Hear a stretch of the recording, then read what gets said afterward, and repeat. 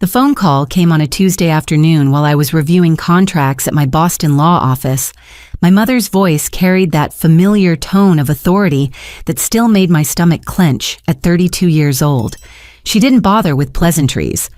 "Rachel, we need to talk about your grandmother's house. Sarah's pregnant and needs a place of her own.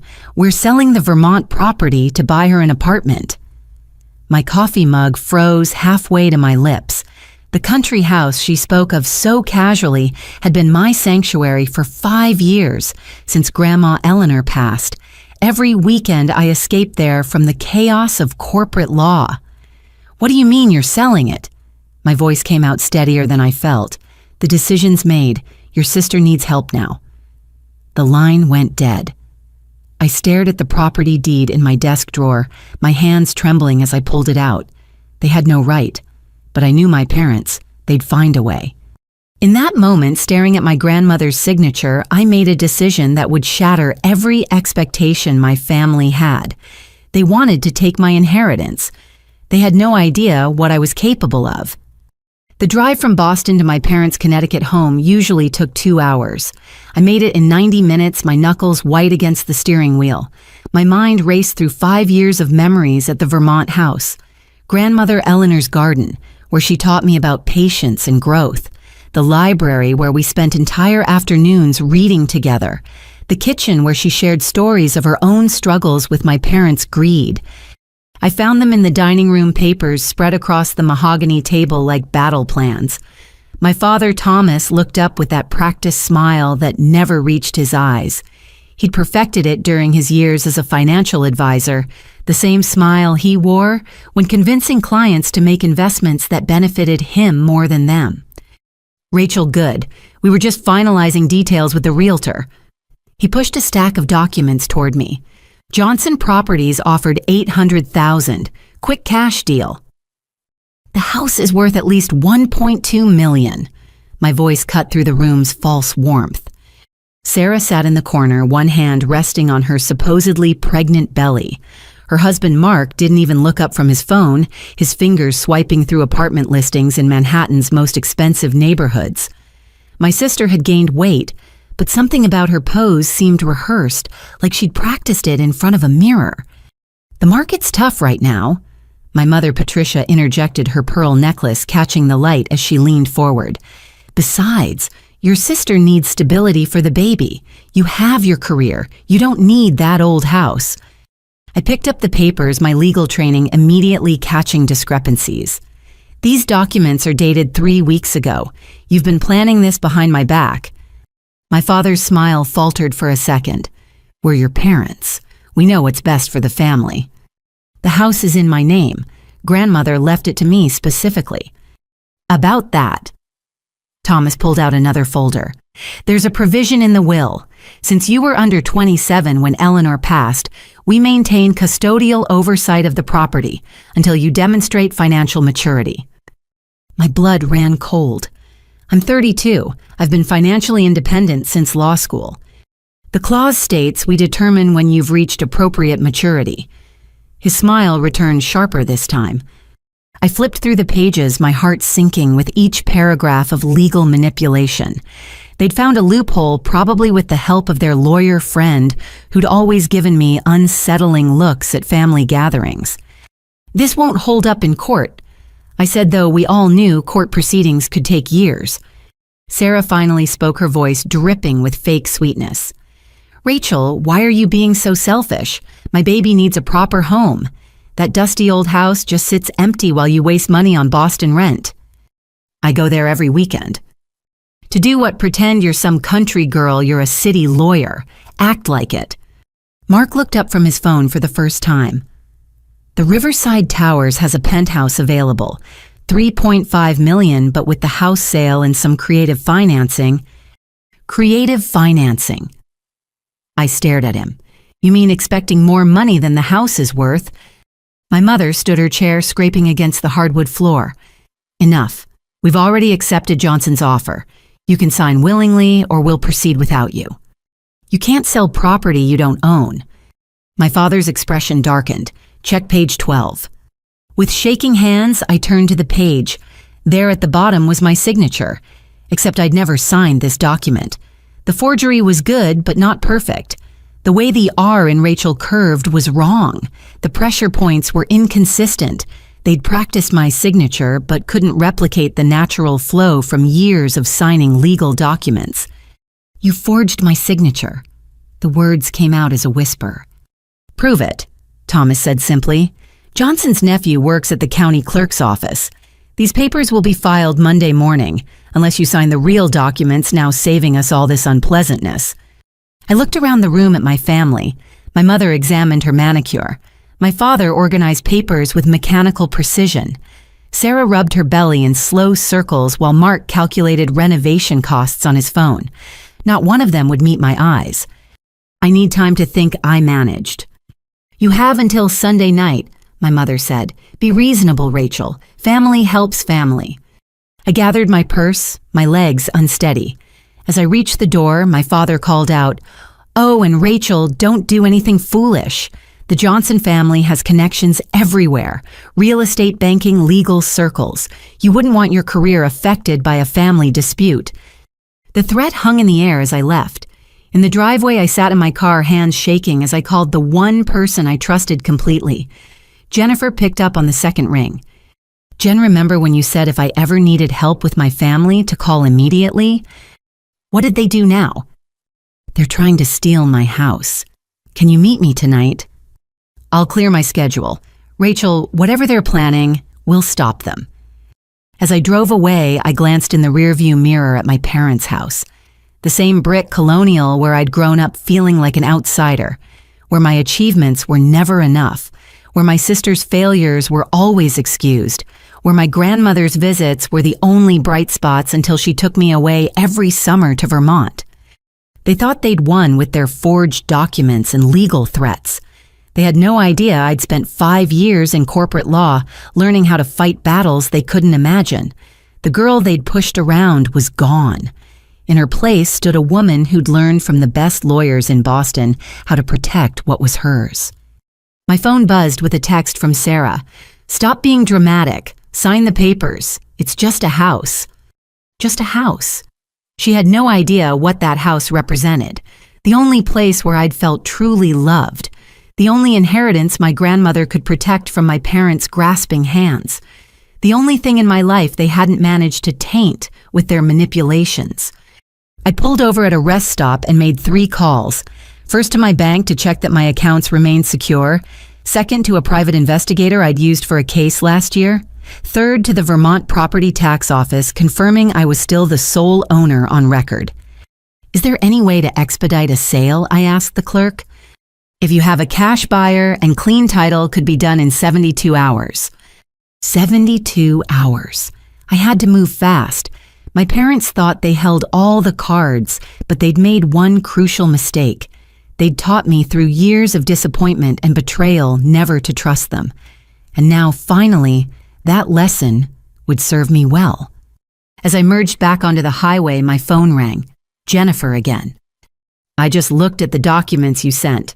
Rachel, this is bigger than just forgery. There are irregularities in their claimed provision. I think they've been planning this much longer than 3 weeks." "How long?" "Based on the paper trail. Since before your grandmother died. We need to meet tonight. And Rachel, don't go to your apartment. If they're willing to forge documents, they might be watching you." The sun was setting as I drove toward Boston, painting the sky in shades of amber and rose. Somewhere in Vermont, my grandmother's house stood empty waiting. But not for long. If my family wanted to play dirty, they were about to learn I'd inherited more than just property from Eleanor Hamilton. I'd inherited her steel spine and her understanding that sometimes the only way to deal with toxic people was to cut them off completely. My phone buzzed again. Another text from my mother. "Your father's friend at Channel 5 owes us a favor. Would hate for your firm to see their golden girl portrayed as a selfish daughter on the evening news." I deleted the message and blocked her number. The war had begun and I intended to win. Not just for me, but for my grandmother who'd seen this coming and tried her best to protect me. Her house wouldn't fall into their hands. Whatever it took, whatever the cost, I would make sure of that. Jennifer's corner office on the 40th floor of the Prudential Tower offered a view of Boston that usually calmed my nerves. Tonight, the city lights below seemed to pulse with the same urgency I felt. She'd ordered Chinese takeout, but the containers sat untouched as we spread documents across her conference table. "Your parents are amateurs," Jennifer said, adjusting her reading glasses. "Good enough to fool someone who doesn't know law, but this provision they're claiming it's tissue paper." She highlighted a section of my grandmother's will. "See this language, sole and exclusive ownership. No conditions, no oversight provisions. They inserted a fake addendum. Can we prove it?" "We don't have to. We just need to move faster than them." Jennifer pulled out her laptop. "I have a client who specializes in quick real estate acquisitions. Discrete cash purchases, no questions asked. He's been looking for properties in Vermont." "Why the secrecy?" She hesitated. "His identity needs to remain confidential until closing. He's particular about privacy. But Rachel, he'll pay market value in cash close in 48 hours and handle everything through my office. No paper trail leading back to you until it's done." My stomach churned. "Something illegal?" "Nothing like that. Let's say he has reasons to keep his investments private. Bitter divorce, asset protection, that sort of thing. Are you willing to meet his terms?" I thought of my forged signature, my parents' smug certainty, Sarah's practiced belly rubbing. What does he need from me? Total silence. "You tell no one about the sale until it's complete. No hints to your family. Can you spend the next 2 days acting like you're considering their demands while we handle everything behind the scenes? The house needs some work. Grandmother kept it maintained, but he's already had it evaluated. He's prepared to pay $1.3 million as is." I nearly dropped my tea. That's above market value. He values privacy more than money, and he wants a quick, clean transaction. Yes or no, Rachel? Once we start, there's no backing out. I closed my eyes, seeing my grandmother's face. She'd sat me down the month before she died, her hand still steady despite the cancer. "They'll come for the house after I'm gone," she'd said. "Your parents know I've left them nothing. They'll try to take yours instead. Be smarter than them, my dear. Be stronger." "Yes," I said. "What do I need to do?" Jennifer smiled, the expression sharp as a blade. "Go home. Act normal. If your parents contact you, sound conflicted but moving toward agreement. Meanwhile, I'll prepare everything. Can you get to the house tomorrow without them knowing? I told my office I'd be working remotely this week. They think I'm in Boston." "Perfect. Here's what you'll need to retrieve from the property." She handed me a list. Documents, valuables, personal items.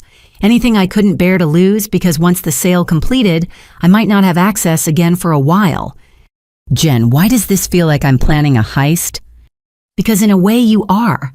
You're stealing your own life back from people who think they own you." We worked until midnight planning every detail. Jennifer's assistant Miguel arrived with coffee and quietly began preparing documents. I signed powers of attorney sale agreements and disclosure forms until my hand cramped. "One more thing," Jennifer said as I prepared to leave. "The buyer's representative will contact you tomorrow, Margaret something. Former FBI now handles sensitive transactions. Don't be alarmed by her questions. She's thorough." Former FBI, Asset Recovery Division. She's legitimate, just intense. Answer honestly, but volunteer nothing extra. I took a lift to a hotel Jennifer had booked under her company's name.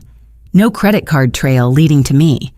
As I lay in the sterile bed, my phone buzzed with messages I didn't read. 32 years old, and I was hiding from my family like a fugitive.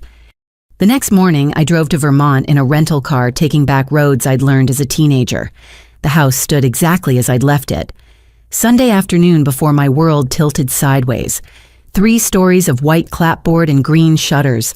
My grandmother's roses climbing the east wall despite the October chill. Inside, everything whispered memories.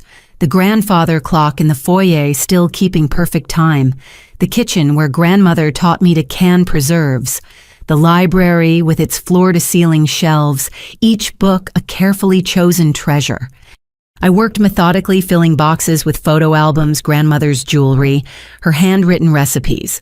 In her study behind a false panel she'd shown me years ago, I found more than expected. Bundles of letters dated 20 years back, legal documents, bank statements.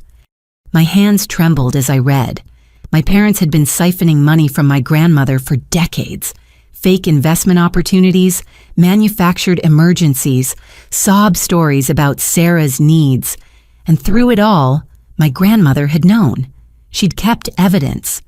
One letter made me sit down hard on the dusty floor. Dearest Rachel, if you're reading this, then you found my insurance policy. Your parents believe me a foolish old woman, but I've watched them consume everything good in their path. I couldn't save myself from their manipulations, but I could save you.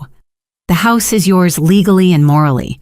Whatever they claim, whatever lies they tell, remember, wolves dress in sheep's clothing, but they're still wolves. The evidence here should help if needed. Be brave, my dear one. Be free. I photographed every document before carefully packing them. 2 hours into my work, my phone rang. Unknown number. Ms. Hamilton, this is Margaret Chen Winters. The voice was crisp, professional. I represent the interested buyer. I understand you're at the property now. Yes. Excellent. I'll need to inspect the premises before we proceed. Are you available in 30 minutes? That's fine. Ms. Hamilton, I need to verify. Are you acting of your own free will? No coercion, no undue influence. I'm choosing to sell my property to protect it from theft. A pause. That's unusually candid. My friend Jennifer said to be honest. Then we'll work well together. 30 minutes. She arrived in exactly 29 minutes driving a black sedan that somehow managed to look both ordinary and official. Margaret Chen Winters stood barely 5 feet tall, but her presence filled the doorway. Steel gray hair pulled back, severely dark suit, impeccable eyes that missed nothing. May I? She gestured inside. Please. She moved through the house with systematic precision, photographing, measuring, taking notes on a tablet. I followed silently until she stopped in the study. Your grandmother was Eleanor Hamilton, the education advocate. You knew her. By reputation, she funded scholarships for disadvantaged youth. My nephew received one. Her expression softened fractionally. This explains my client's interest. I don't understand. You will when appropriate. She returned to her inspection, pausing at family photos. Your parents... Yes. And they're unaware of this transaction. They're trying to force me to sell to their buyer below market value. They forged my signature. Margaret's eyes sharpened. You have proof. I showed her the photos I'd taken of the forged documents. She studied them with professional interest. Sloppy work. Your parents aren't as clever as they think. She made notes. My client values justice. This information adjusts our timeline. Can you maintain pretense for 40 more hours? I think so. No thinking. Yes or no? Yes. Good. Pack anything irreplaceable. After tomorrow, access may be complicated. Is your client going to destroy the house? The thought made me sick. Quite the opposite. But your family will react poorly to losing control. Best to secure what matters now. We completed the walkthrough in silence. At the door, Margaret turned. Your grandmother would be proud. Selling to preserve rather than surrender. The distinction matters. After she left, I finished packing. 6 boxes of memories loaded into the rental car. On my final walk through the house, I touched each room like a goodbye. The breakfast nook where grandmother made pancakes every Saturday. The window seat where I'd hidden with books during family gatherings. The garden vista where she'd taught me that beautiful things required patience and care. My phone buzzed. Sarah. Mom says you haven't answered about signing. Stop being selfish. My morning sickness is terrible. I typed back, thinking it over. Need until Sunday. Her response was immediate. Don't screw this up for me, Rachel. I deleted the conversation and blocked her number too. Tomorrow the papers would be signed. In 48 hours, my family's scheme would crumble. The thought should have brought satisfaction. Instead, I felt only sadness for the family we could have been if greed hadn't poisoned every interaction. That night back in the hotel, Jennifer called. Margaret was impressed. The buyer wants to proceed immediately. Can you be at my office tomorrow at 10? Did she mention anything about the buyer's plans?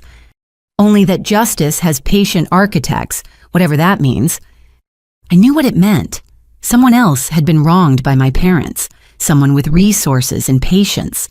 The house would be their instrument of revelation. I should have felt guilty using my inheritance as a weapon, but all I felt was relief. 10 o'clock, I confirmed. Rachel, after tomorrow, everything changes. Are you ready? I looked at the boxes stacked in my room, a lifetime of real memories salvaged from a house built on love, not lies. I've been ready for years. I just didn't know it. Get some sleep. Tomorrow you take your life back. But sleep wouldn't come. Instead, I read my grandmother's letters, each one revealing another layer of my parents' deceptions. By dawn, I understood the full scope of their betrayals. The house wasn't their first target, just their boldest. They'd been circling like vultures long before grandmother died. Well, tomorrow the vultures would discover their prey had vanished, and in its place something they never expected: consequences. The morning sun cast long shadows through the Vermont house as I made my final inspection. I'd arrived early, wanting one last moment alone before everything changed. The breakfast table still held my grandmother's china, each piece a memory of quiet mornings together. I was photographing the dining room when I heard it, a faint creak from upstairs. My body tensed. The house was supposed to be empty. I climbed the stairs slowly, avoiding the squeaky third step from habit. The sound came again from grandmother's study. Heart pounding, I pushed open the door to find chaos. Drawers pulled out, papers scattered, and the false panel I'd discovered yesterday hanging open. But that wasn't what made my blood freeze. On the desk lay fresh documents placed deliberately where I'd find them, letters in my grandmother's handwriting I'd never seen before.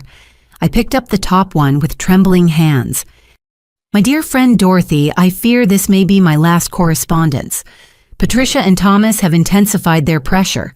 They believe I don't know about the forged checks the diverted donations meant for your scholarship fund. $23,000 stolen, and they smile at Sunday dinner as if their hands are clean. Dorothy, why did that name sound familiar? The next letter provided the answer. The business partnership you trusted them with has been perverted into their personal piggy bank. They've hidden the theft well, but I've kept records. One day the truth will surface. I pray you'll forgive an old woman's cowardice in not speaking sooner. My daughter's greed breaks my heart, but I cannot let it break others. I sank into grandmother's chair, the weight of discovery crushing. My parents hadn't just stolen from family. They'd destroyed a business partnership, embezzled charitable funds, built their comfortable life on the ruins of trust. A photograph slipped from between pages. My parents, young and smiling, standing with an elegant Asian woman at what appeared to be a business launch. Hamilton Chen Innovations read the banner behind them. Dorothy Chen. She'd been their partner. My phone buzzed. Jennifer, change of plans. Can you meet at the property? Instead, buyer wants final walkthrough.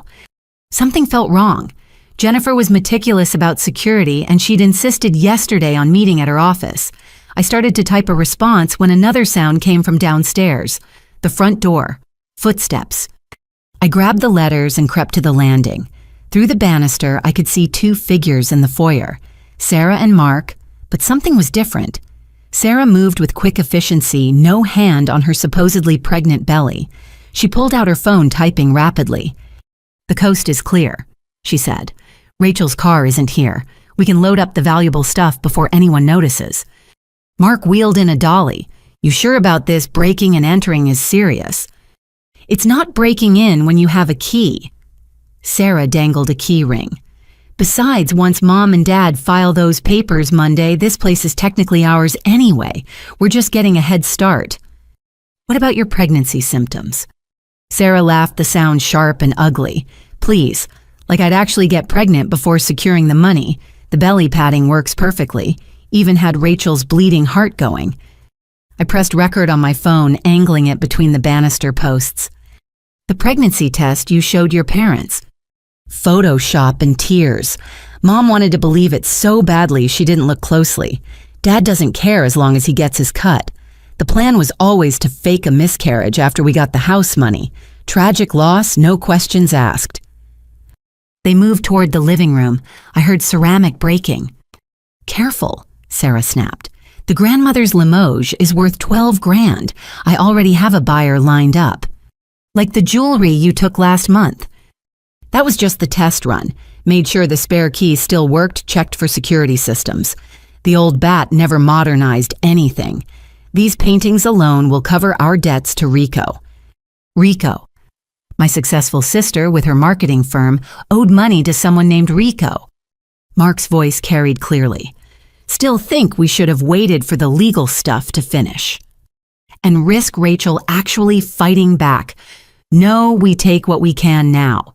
Mom promised me 40% of the house sale, but why settle for that when we can have it all? The parents are too stupid to realize we're playing them too. Your family is something else. They're not family, they're stepping stones. Once we clean out this place and get the apartment money, we're gone. Let them figure out their legal mess while we're living in Costa Rica. I'd heard enough. Quietly, I retreated to the study, gathering the most damning documents. My hands shook as I found the hidden panel grandmother had shown me held more than letters. A small security device blinked steadily. She'd installed a camera system, after all, just hidden, where only I would know to look. The monitor showed multiple angles, Sarah and Mark systematically loading antiques into boxes. But more importantly, it showed their visit from last month. Clear footage of them breaking in, using the spare key to ransack rooms, Sarah pulling off a foam pregnancy belly to fit through tight spaces. I copied the files to my phone, my lawyer's mind already building the case. Breaking and entering grand theft fraud conspiracy. My sister had handed me everything I needed. A door slammed downstairs. New voices, my parents. "Sarah, what are you doing here?" My mother's shrill tone echoed. "Getting what's mine." Sarah's voice had turned cold. "You promised me this house money, but you're too slow, taking matters into my own hands." "You can't just steal things." My father sounded genuinely shocked. "Like you stole from Dorothy Chen. Oh yes, I know all about your dirty little secrets. 20 years of fraud and you thought you were so clever. I learned from the best daddy." I crept back to the landing, still recording. My mother stood in the foyer, her face flushed with anger. "Everything we did was for this family, for you and Rachel. For us." Sarah laughed. "You stole Dorothy's innovations, destroyed her business, used her money to buy your perfect Connecticut life, and now you're stealing from Rachel to give to me. Well, guess what? I'm cutting out the middleman. Mark and I are taking what we want and leaving. Good luck explaining to Rachel why her house is empty." "You ungrateful brat!" Thomas stepped towards Sarah, but Mark blocked him. "Touch her and I'll call the cops. Wonder what they'd think about those forged signatures you're planning to file Monday." Patricia gasped. "You wouldn't dare expose family business." "Family?" Sarah's voice dripped contempt. "You taught me family is just people you can manipulate without consequences. Well, surprise. I'm graduating from your school of dysfunction." "We'll cut you off," Thomas threatened. "Not another penny. With what money I've seen your finances. You're leveraged to the hilt. Without this house sale, you'll lose everything within 6 months. The Connecticut house is double mortgaged. Your retirement accounts are empty. You need this sale more than I do." The silence that followed was deafening. Then my mother's voice, smaller than I'd ever heard it. "How do you know that?" "Because unlike you, I actually am smart. I've been watching, learning, preparing. Did you really think I'd follow your path, scrambling for scraps, always one step ahead of bankruptcy? No, I'm taking what I need and disappearing." "Sarah, please." Patricia's voice broke. "We're your parents. You're criminals who happen to have children. There's a difference." I heard boxes being loaded, furniture scraping, my family destroying each other in real time while I held evidence that could destroy them all. The irony wasn't lost on me. They'd come to steal from me and ended up exposing themselves. My phone vibrated. The real Jennifer. "Where are you? You missed our 10 o'clock. I typed quickly, "At the house. Family showed up. Call police." Her response was immediate. "Stay hidden. On our way." But I couldn't stay hidden, not when I heard what came next. "Is that gasoline?" Mark's voice carried alarm. "Insurance policy," Sarah said casually. "Accidental fire during renovation. We get the insurance money plus everything we're taking now. 2 birds, 1 match." "You're insane," Thomas breathed. "I'm practical. You taught me that too. Never leave money on the table." I couldn't let them burn my grandmother's house. I stepped onto the landing phone held high. "I've recorded everything," I called down. "The police are on their way." 4 faces turned up to me in shock. Sarah recovered first, her face twisting into something ugly. "Little perfect Rachel, always grandmother's favorite. You think you're better than us." "I think I'm not a criminal." I kept recording. "The pregnancy, the theft, the planned arson. It's all here." Mark bolted for the door boxes, forgotten. Sarah screamed after him, her carefully constructed image shattering. My parents stood frozen, their scheme crumbling around them. "You recorded your family." Patricia's voice was hollow. "I recorded criminals planning to burn down my house." "Your house?" Thomas laughed bitterly. "For a few more days, maybe. Come Monday." "Monday, you'll be in custody for forgery and fraud. Your friend at the county clerk's office, too, I imagine." Sirens wailed in the distance. Sarah looked between the door and the gasoline can, calculating. Then she ran, abandoning everything, including her parents. "Sarah," Patricia called after her, "don't leave us." But she was gone, the door hanging open like an accusation. My parents looked up at me, and for the first time in my life, I saw them clearly. Not the authority figures who'd controlled my childhood, not the disappointed parents who'd found me lacking, just 2 aging criminals whose schemes had finally caught up to them. "Rachel," my father tried his salesman voice, "we can work this out. Family doesn't involve police." "You're right," I said, starting down the stairs as sirens grew louder. "Family doesn't forge signatures or steal inheritances or plan arson, which means we're not family. We're just people who share DNA." The police arrived as I reached the foyer. Through the door, I saw Margaret's black sedan pulling up behind them. The buyer's representative had perfect timing. As officers entered, I handed them my phone, the evidence clear and damning. My parents didn't resist as they were led away. They seemed smaller somehow, their power revealed as nothing more than manipulation and lies. The house stood intact around us, grandmother's legacy preserved through truth rather than deception. Margaret approached as the last police car left. "Your buyer still interested?" I asked. She smiled, an expression that transformed her stern face. "More than ever. Justice, as I said, has patient architects. Shall we discuss the expedited closing?" As we walked back into the house, I thought about Dorothy Chen, whoever she was, about the scholarship funds stolen, the business destroyed, the trust betrayed. My parents had built their life on others' ruins, but ruins could be foundations for something better. The house would pass to new hands tomorrow, but today it had served its final purpose for me. It had revealed the truth, protected itself, and shown me that family isn't about blood or obligation. It's about choosing who deserves your trust. And my trust, I realized, belonged with the grandmother who'd loved me enough to see this coming, who'd left me not just property, but the tools to finally break free. The police station coffee tasted like burnt rubber, but I drank it anyway, needing something to ground me as I gave my statement. Officer Martinez typed steadily as I detailed the attempted theft, the admission of fraud, the planned arson. Through the window, I could see my parents in separate interview rooms, their earlier bravado replaced by the gray pallor of reality. "The security footage from the house backs up everything," Martinez said. "Your sister won't get far. We've issued a BOLO for her and Mark Thompson." "What about Monday's filing?" I asked. The forged documents. We'll be having a conversation with the county clerk's office. This goes deeper than family drama, Ms. Hamilton.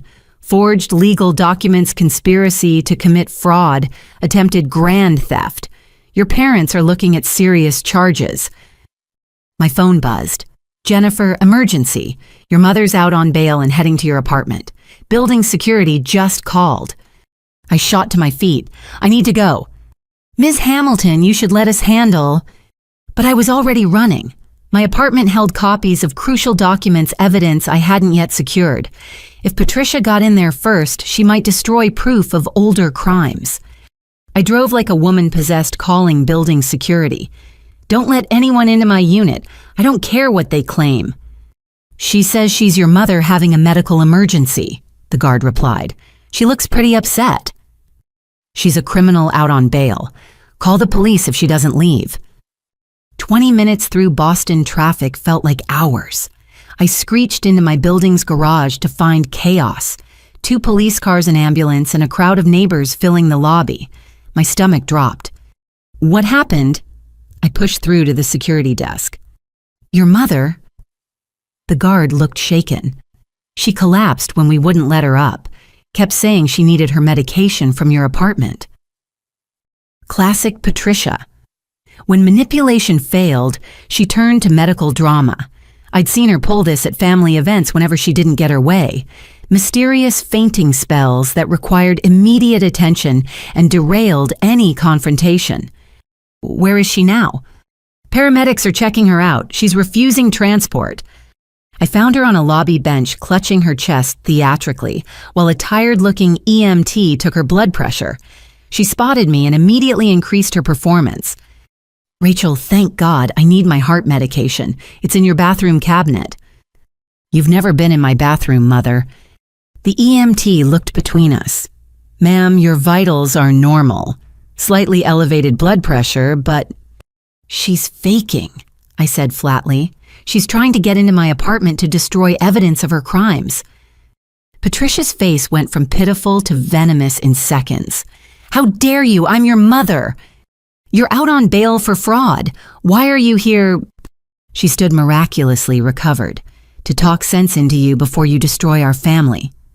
You destroyed our family 20 years ago when you stole from Dorothy Chen. The name hit her like a physical blow. She actually staggered, and this time it wasn't performance. How do you... Grandmother kept records. Everything you and Dad stole, every lie you told, every person you destroyed building your perfect life. You don't understand. Her voice dropped to a whisper. We did what we had to do. Dorothy was going to cut us out of the business. We invested everything. So you destroyed her instead. She was too soft, too worried about ethics and fairness. Business requires tough choices. Like stealing from charity funds. The lobby had gone silent, everyone listening. Patricia seemed to realize she was confessing in public and clamped her mouth shut.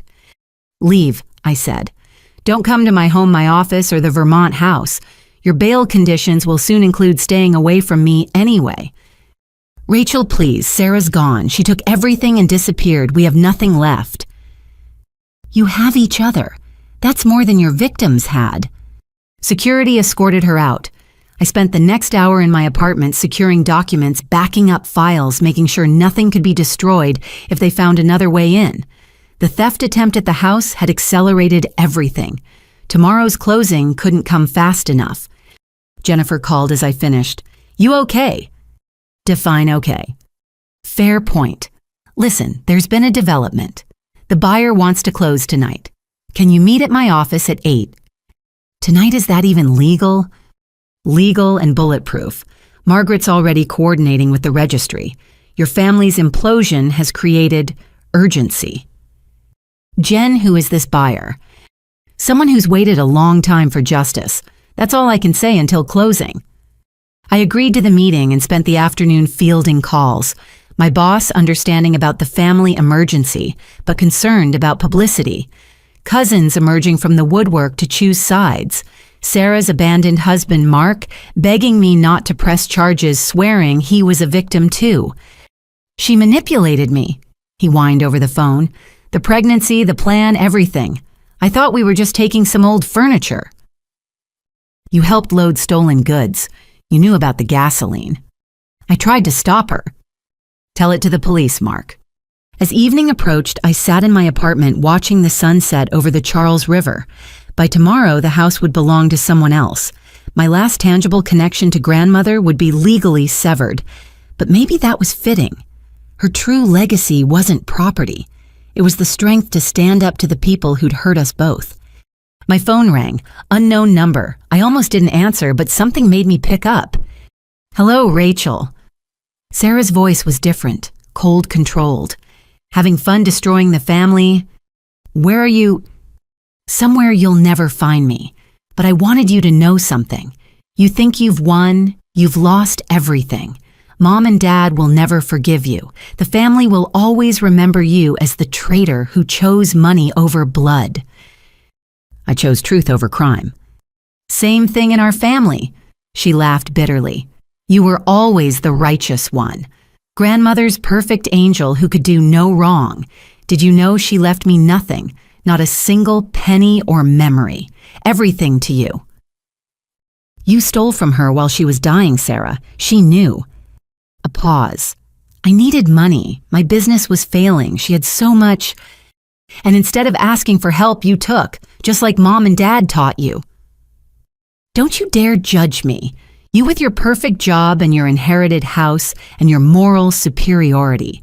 You don't know what it's like to fail, to need to scramble. I know what it's like to be betrayed by family, to watch them smile while planning to rob me, to discover my pregnant sister is a lie and my parents are criminals. We're all criminals, Rachel. You just hide it better. Selling the house behind their backs? That's not exactly noble. It's my house, my choice, and unlike you, I'm not running from the consequences. No, you're just destroying everyone else with them. Her voice cracked. I'm pregnant, Rachel. For real this time. Found out yesterday. Ironic, right? Fake it until you make it, and now I'm actually carrying a child I'll have to raise alone on the run because my sister chose revenge over family.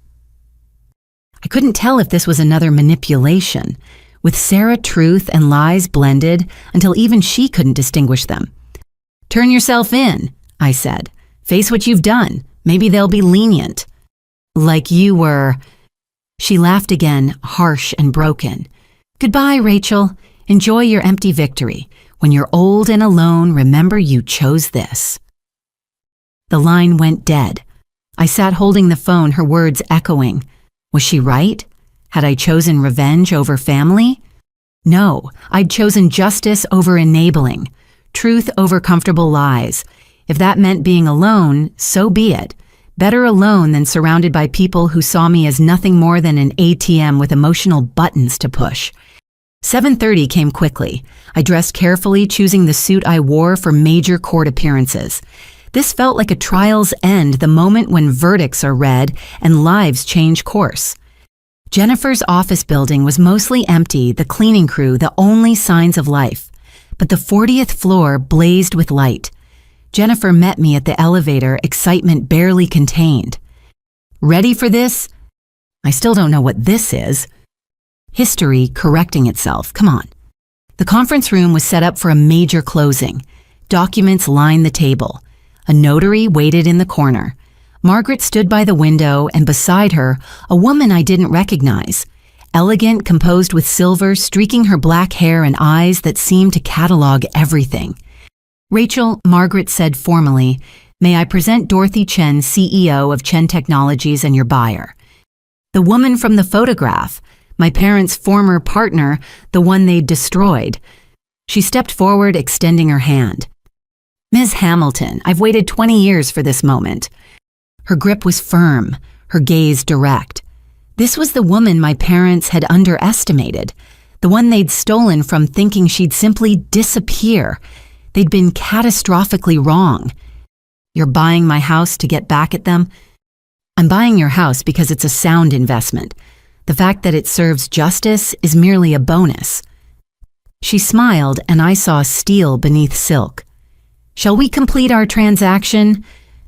As we sat to sign papers, I understood. The house wasn't just changing hands, it was becoming an instrument of balance, a way to restore what had been stolen. Dorothy Chen had survived my parents' betrayal and thrived despite it. Now she would own the one thing they'd schemed to take. Before we conclude, Dorothy said, "I want you to know I'll care for the property. Your grandmother was kind to me when your parents were not. This honors her memory as much as it serves my purposes." "What are your purposes?" "Patience, Ms. Hamilton. Some stories unfold in their own time." We signed. Money transferred. Deeds exchanged. In less than an hour, I no longer owned my grandmother's house. But for the first time in days, I could breathe freely. "What happens now?" I asked. Dorothy smiled again, that sharp expression that promised consequences. "Now your parents learn that the past always comes due, with interest." As I left the building, papers tucked safely in my briefcase, I felt the weight of family expectations lift from my shoulders. Tomorrow would bring new battles. The criminal cases, the family fractures, the rebuilding of a life without toxic bonds. But tonight, I'd done what grandmother would have wanted. I'd protected her legacy by letting it go, ensuring it would serve justice rather than greed. Sometimes winning meant knowing when to walk away. My phone had 37 missed calls. I deleted them all and drove home through empty streets, finally free. The next morning arrived with unseasonable warmth for October, as if the universe had decided to mark the occasion with gentle sunshine. I dressed carefully in my navy courtroom suit, the one that made me feel invincible during tough cases. Today felt like the most important closing argument of my life, except I was signing away instead of fighting to keep. Jennifer had arranged for us to meet at Branson Hewitt & Associates, one of Boston's most prestigious law firms. Their offices occupied 3 floors of a historic building overlooking Post Office Square. Everything about the space whispered discretion and old money, from the Persian rugs to the oil paintings of stern-faced founders. "They handle sensitive transactions," Jennifer explained as we rode the elevator to the 18th floor. "Celebrities, politicians, people who need privacy. Dorothy insisted on the best." The conference room they'd prepared could have hosted international negotiations.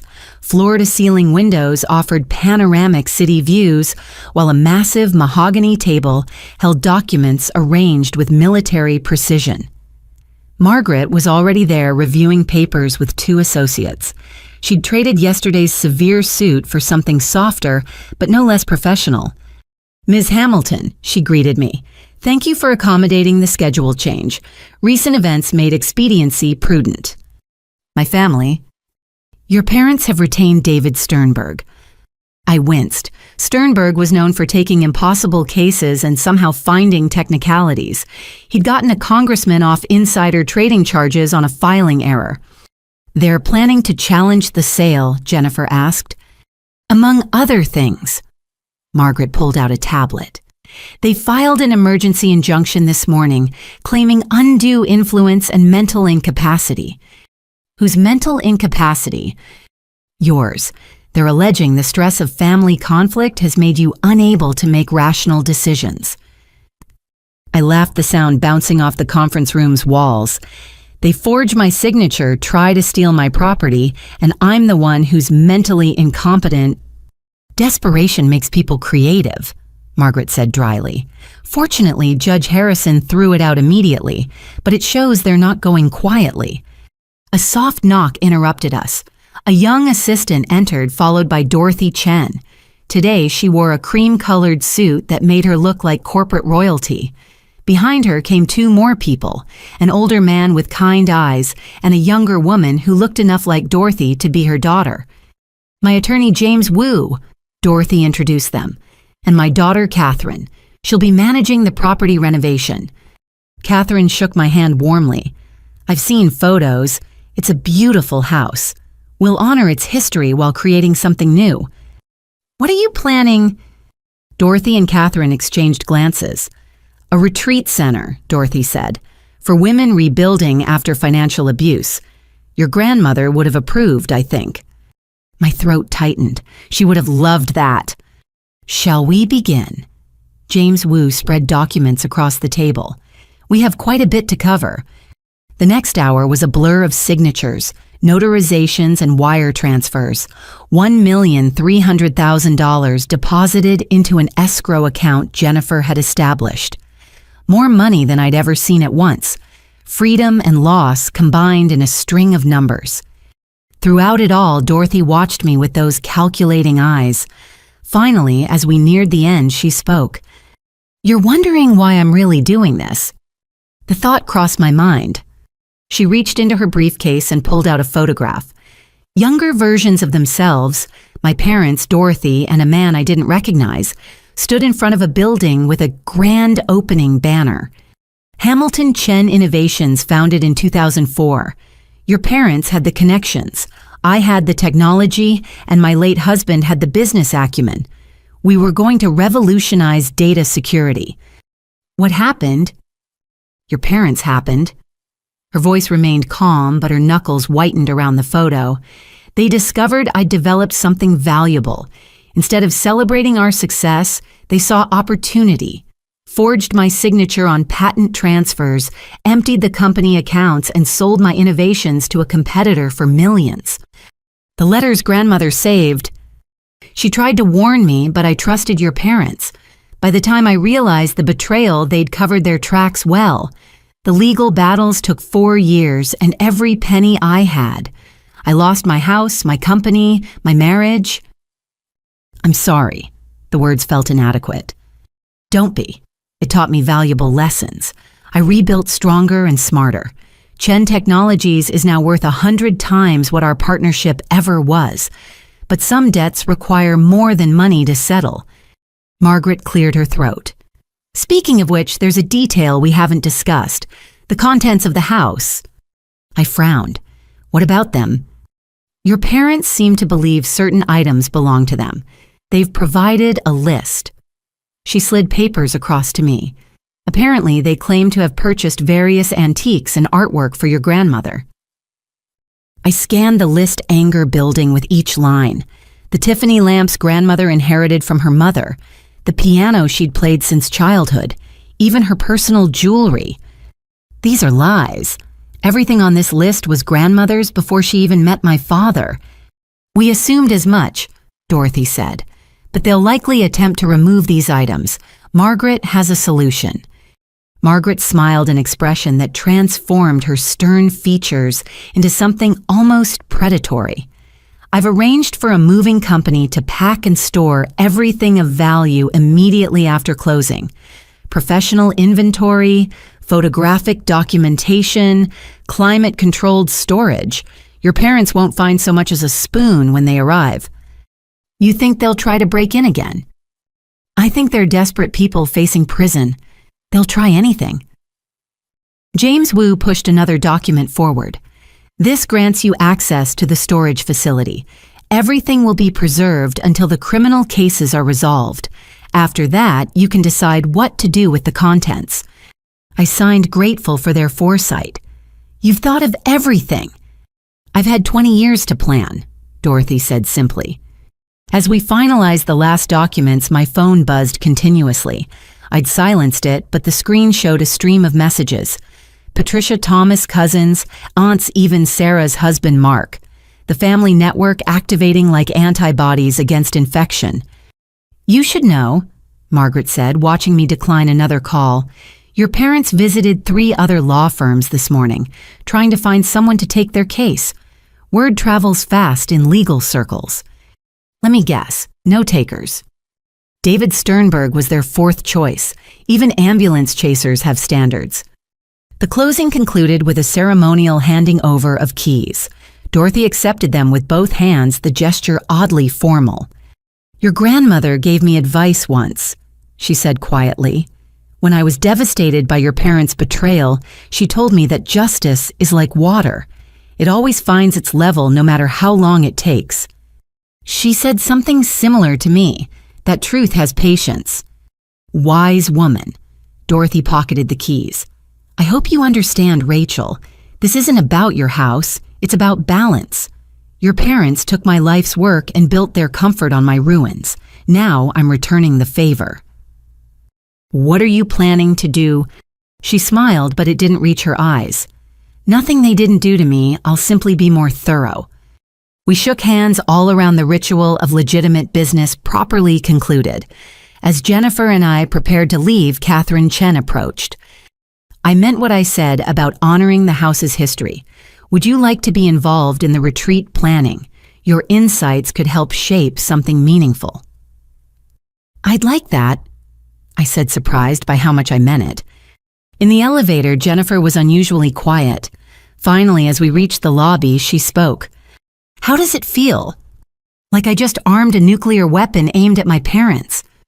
They armed it themselves 20 years ago. You just provided coordinates. Outside, Boston buzzed with typical Saturday energy. Tourists wandered through Post Office Square taking photos of the historic architecture. Normal people living normal lives, unaware that a few floors above the machinery of revenge had clicked into motion. My phone rang again. This time I answered. Rachel, my Aunt Louise, my mother's sister. I just heard. Patricia's hysterical. She says you sold the house out from under them. I sold my house, yes. To that Chinese woman, they cheated. I bristled at the description. To Dorothy Chen, a successful businesswoman who made a fair offer. Oh, honey, Louise sighed. Do you know what you've done? Your mother just told me everything. About the forgery, the arrest Sarah running, the family's in chaos. The family's been in chaos for years, Louise. We just hid it better before. But to choose her over your own blood. I chose honesty over crime. If that makes me a traitor, I'll wear the label proudly. Your mother wants to meet. She says if you'll call off this sale, they'll forget everything. Start fresh. The sale is done. I'm holding the check. Silence. Then quietly, she's going to destroy them, isn't she, Dorothy? She's going to take everything. She's going to take what they took from her, with interest. That sounds like revenge. It sounds like consequences. Louise sighed again. I tried to warn Patricia years ago that their schemes would catch up, but she was my sister, so I stayed quiet. Maybe if I'd spoken up then. We all made choices, Louise. Now we live with them. After I hung up Jennifer and I walked to a nearby cafe, over coffee, she helped me process what had just happened. You know, there's no going back, she said gently. Whatever relationship you had with your family, it's over. It was over the moment they forged my signature. I just made it official. Dorothy's not going to stop at the house. You realize that. I thought of the steel in Dorothy's eyes, the patient accumulation of evidence, the careful planning. I know. And you're okay with that? My parents destroyed her life and used the profits to fund mine, my education, my comfortable childhood, even my career launch, all built on stolen money. I stared into my coffee. Maybe watching them lose everything is the only way to balance those scales. That's very Old Testament of you. Sometimes the old ways are best. My phone buzzed. A text from an unknown number, but I recognized the format. A bank notification. The wire transfer had completed. $1.3 million sat in my account. Blood money, in a way. The price of choosing truth over family. But as I sat in that cafe watching normal people live their normal lives, I felt something I hadn't experienced in years clean. The weight of family secrets of complicity, through silence of pretending not to see the rot beneath our respectable surface. All of it lifted. Another text this time from Margaret. Movers on site. Your parents just arrived and are arguing with security. Local police en route. I showed Jennifer, who whistled low. They don't give up. They can't. Without the house sale, they're finished. Still feel clean. I considered the question. My parents were probably standing in the driveway right now watching strangers pack up what they considered theirs, facing the reality that their decades of deception had finally come due. Did I feel guilty? Yes, I said finally. I feel clean. And I did. Because for the first time in my life, I'd chosen truth over comfort justice, over family loyalty. The price was steep. I'd lost my parents, my sister, my extended family's approval. but I'd gained something more valuable, the knowledge that I could stand up to them, that I could break the cycle. "Come on," Jennifer said, throwing money on the table. "Let's go celebrate your freedom." As we left, my phone rang once more. Dorothy Chen. "The house is secured," she said simply. "Your family's belongings have been removed from the property. What comes next may be difficult to watch." "I understand. Do your parents took everything from me? My work, my marriage, my faith in people? I rebuilt, but the scars remain. What I'm going to do to them, it won't be pretty." "They made their choices." "Yes, they did." A pause.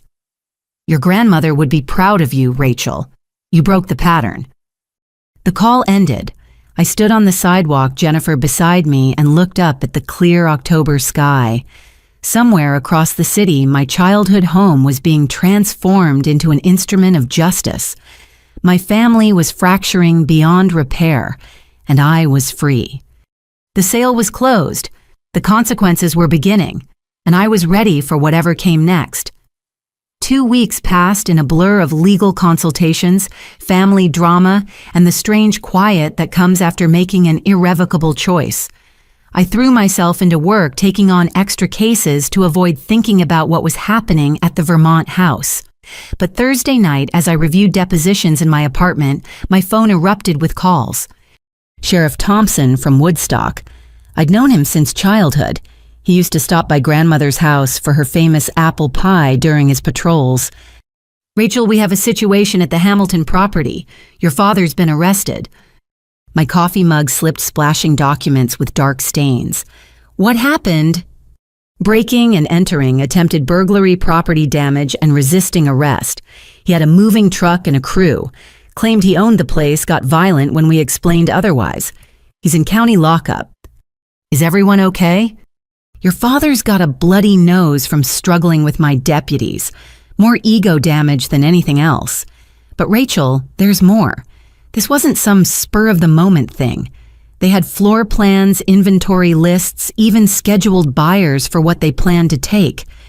I sank into my couch. Security footage shows multiple individuals.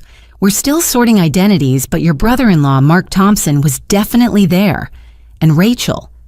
The new security system is extensive. We have everything. Audio, video, multiple angles. Your father had no idea he was being recorded the entire time. Dorothy's system. Like something out of a federal building. Motion sensors, night vision, immediate cloud backup. Your father spent 20 minutes trying to disable what he thought was the system. Turns out he was disconnecting the old doorbell. Despite everything, I almost smiled. My father, so convinced of his technological superiority, outsmarted by proper planning. "The new owner wants to press full charges," Thompson continued. "She's already sent her legal team. This is going to get complicated." "I'll drive up tonight." "That's not necessary, but Rachel, you might want to prepare yourself. The footage, it's not flattering. Your father said things. About you, about the family. Its evidence now might become public." After hanging up, I sat in the dark processing. My father, the man who'd taught me to ride a bike and cheated Dorothy Chen in the same year, who'd walked me down graduation stages while planning to steal my inheritance, now sitting in a cell he'd built with his own greed. The phone rang again, my mother hysterical. "Your father's been arrested. They're treating him like a common criminal." "He broke into someone else's property, Mom. That literally makes him a criminal." "It's our house, that woman stole it." "I sold it. Legally, with full documentation." "Under duress, you were manipulated. We have proof." "What proof?" "Dr. Morrison agrees your recent behavior indicates severe emotional distress. He's willing to testify." I laughed harsh and bitter. "Dr. Morrison? Your golf buddy who lost his license for overprescribing pain medications. Good luck with that." "How can you be so cold? Your father's in jail." "Because he committed crimes. This is what consequences look like." "Consequences." Her voice rose to a shriek. "That Chinese woman is destroying us. She's already contacted your father's old clients telling lies about embezzlement. The truth about embezzlement, you mean? She's turned our friends against us. The country club revoked our membership. The Hartfords won't return our calls. She's poisoning everyone with her version of history. The documented version with evidence.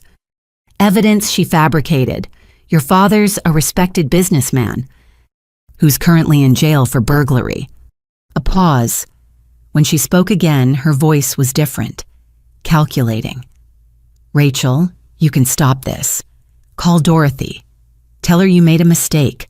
We'll pay back whatever she thinks we owe.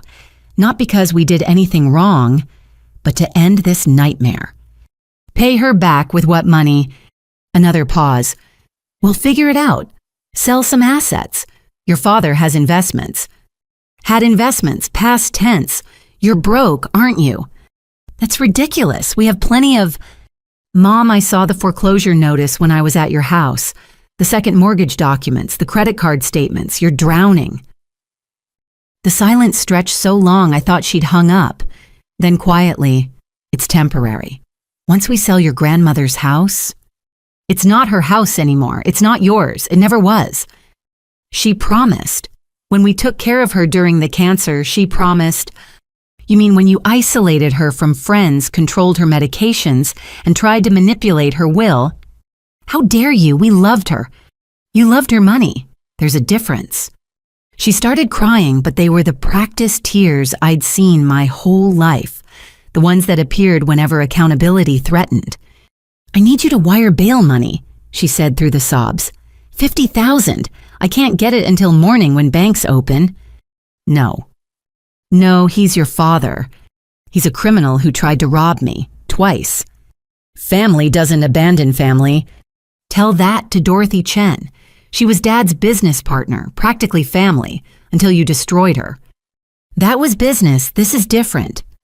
You're right. This is personal, which makes it worse.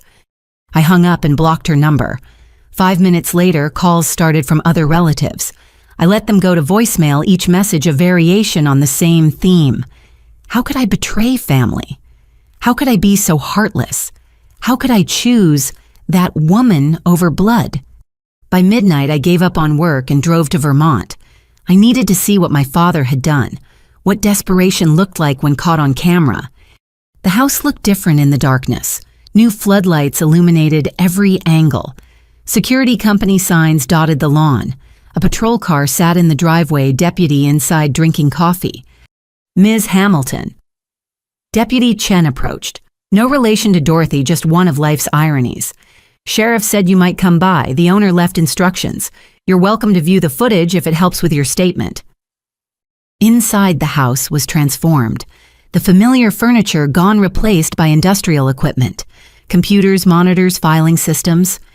Catherine Chen emerged from grandmother's former study laptop in hand. Rachel, I'm sorry about the circumstances. My father... In custody. Arraignment tomorrow morning. She gestured to a bank of monitors. Would you like to see what happened? I nodded, though my stomach churned. Catherine pulled up the footage, multiple angles syncing to tell the story. 11:47 p.m. My father's Lexus pulls up, followed by a moving truck. 4 men exit, including Mark. They wear black clothing, surgical gloves. My father produces keys, the ones I'd given back to my parents years ago, never thinking to change the locks. 11:52 p.m. They discover the locks have been changed. My father's face contorts with rage. He kicks the door, then pulls out a crowbar. The respectable businessman becomes a common burglar. 11:58 p.m. The door splinters. Alarms shriek. My father shouts orders directing men to specific rooms. The Tiffany lamps first, then the silver quick before. 12:01 a.m. Police arrive. My father tries to run, then fights when cornered, throws punches like a drunk frat boy. Deputy Chen takes him down with professional efficiency. But it was the audio that broke something in me. As they cuffed him, my father ranted. About me, about Dorothy, about everyone who'd betrayed him. My daughter's a traitor, selling out her family for money. Just like her grandmother always thought she was better than us. I should have known she'd turn out worthless, spending all that money on her education, and she destroys us. The Chinese bitch probably promised her a cut. The slurs continued. Racial epithets about Dorothy, misogynistic rants about women in business, threats against me that made the deputies exchange glances. This wasn't a desperate father. This was an entitled man who'd never faced consequences falling apart at the first touch of justice. "I've seen enough," I said quietly. Catherine closed the laptop. "I'm sorry. That must be difficult to hear." "It's clarifying, actually. He's showing who he always was. The mask just finally slipped." "My mother wanted you to know the retreat center is still planned. This doesn't change anything. If anything, it reinforces the need." Women rebuilding after financial abuse, I remembered. Like your mother did. Like you're doing now. She touched my shoulder gently. "It's not easy breaking free from toxic family, but it's necessary." We talked for another hour about the renovation plans, about the support programs they'd offer, about turning a house built on love corrupted by greed into something healing again.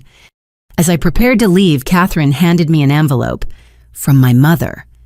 I opened it in my car, a single paragraph in Dorothy's precise handwriting. "Your father's arrest is only the beginning. Every crime has been documented, every victim identified. Justice will be thorough and complete. You may wish to distance yourself from what's coming, but know this. You gave them every chance to be better. They chose this path. What follows is their harvest, not yours." I drove back to Boston as dawn broke. My phone had 63 missed calls, the family network in full panic mode. But I felt strangely calm. The man in that video wasn't my father. He was the person my father had always been when he thought no one was watching. The racist, misogynistic criminal who'd worn a respectable mask for decades. That mask was gone now. The world would see Thomas Hamilton as he truly was, and maybe finally I could stop pretending he'd ever been anything else. My phone rang. Sheriff Thompson. "Thought you should know. Your brother-in-law, Mark, just turned himself in. He's offering to testify against your father in exchange for leniency. Says he has recordings of your family planning various crimes." Recordings. Apparently he's been documenting everything for months. Insurance, he calls it. Your sister's fake pregnancy, the forgery plans for the house. Kids got hours of audio. Another betrayal. Or was it justice in my family the line had blurred beyond recognition? "Thanks for letting me know." "Rachel, I'm sorry about all this. Your grandmother was a good woman. She'd be proud of you for standing up to them." After he hung up, I sat in my apartment watching the sunrise. Somewhere my father was in a cell.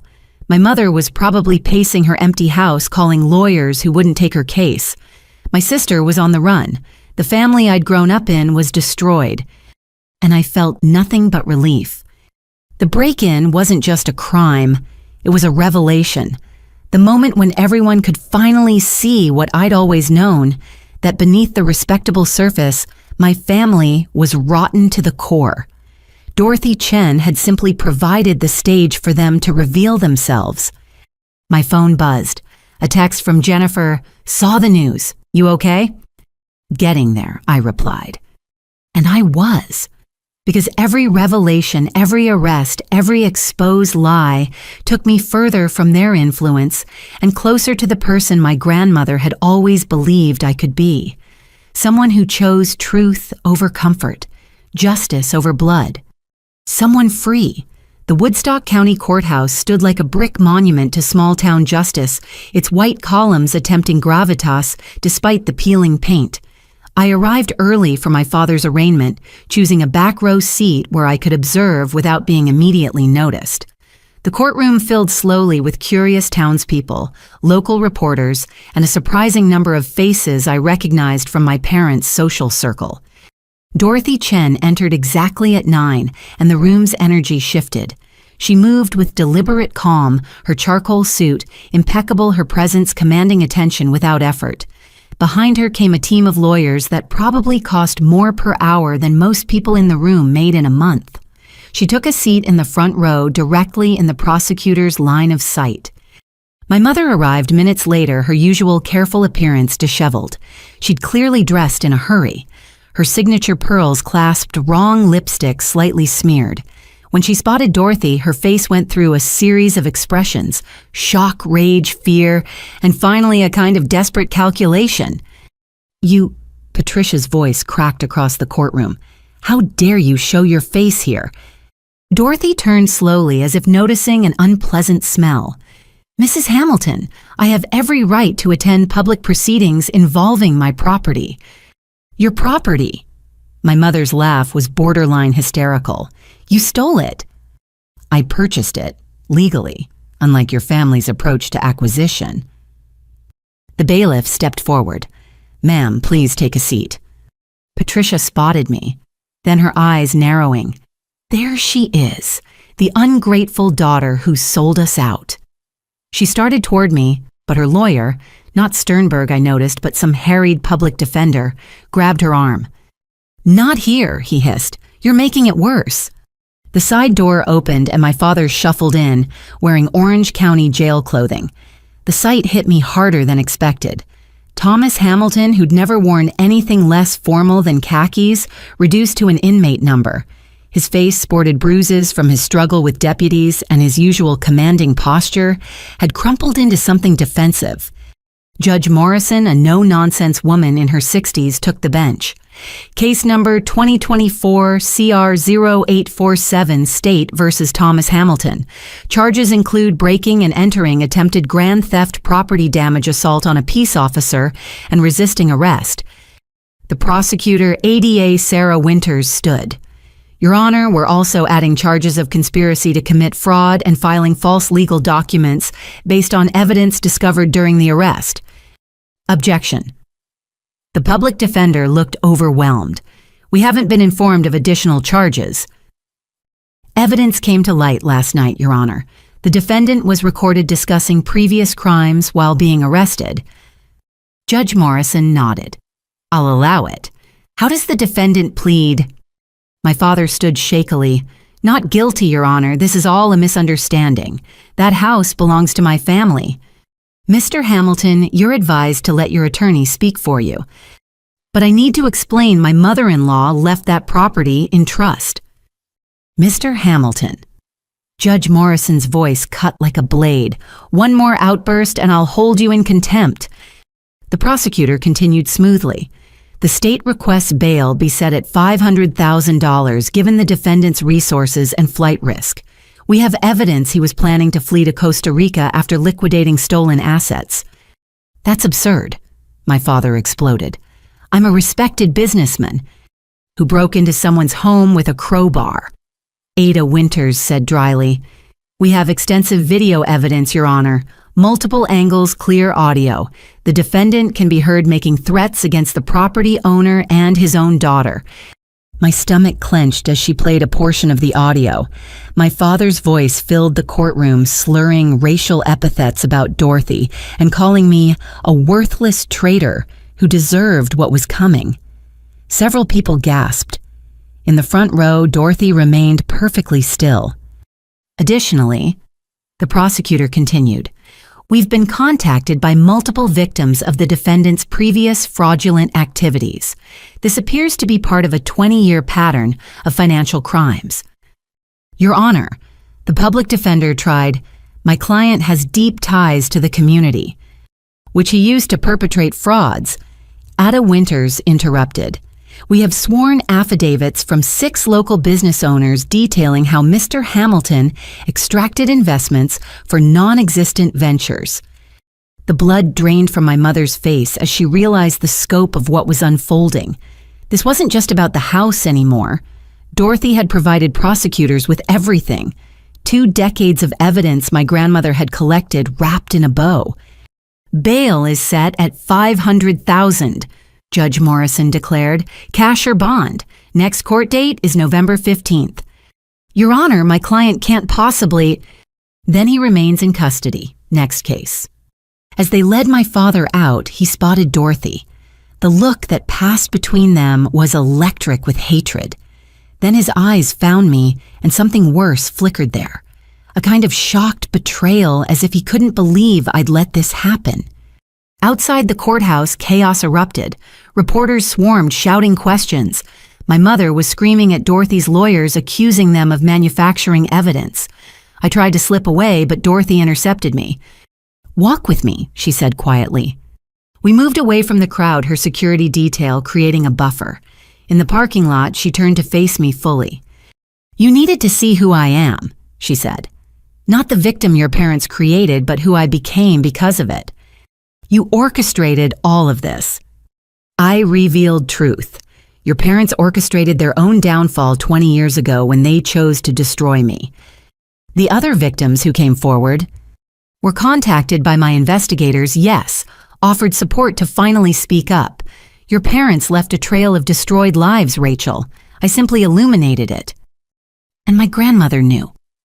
Dorothy's expression softened slightly. Eleanor was the only one who tried to warn me. She couldn't stop them.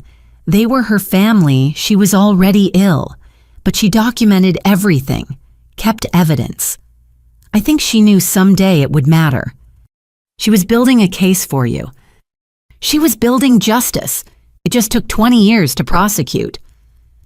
We stood in silence, watching reporters chase my mother's car as she fled. The dignified society matron reduced to a headline, "Local businessman charged in 20-year fraud scheme." "What happens now?" I asked. "Your father will likely spend years in prison. Your mother will lose everything. The house, the social position, the illusion of respectability. Your sister will be caught eventually. Mark Thompson's testimony will ensure that." "You've thought of everything." "I've had time." She studied me carefully. "You're angry." I paused, examining my feelings. I'm relieved and horrified and satisfied and guilty for feeling satisfied. It's complicated. It should be. They're your family, however toxic. But Rachel understands something. This isn't revenge. It's balance. They took my life's work, my marriage, my trust in people. They built their comfort on my devastation. Now they're simply experiencing what they inflicted. The retreat center will help women like I was, like you are now.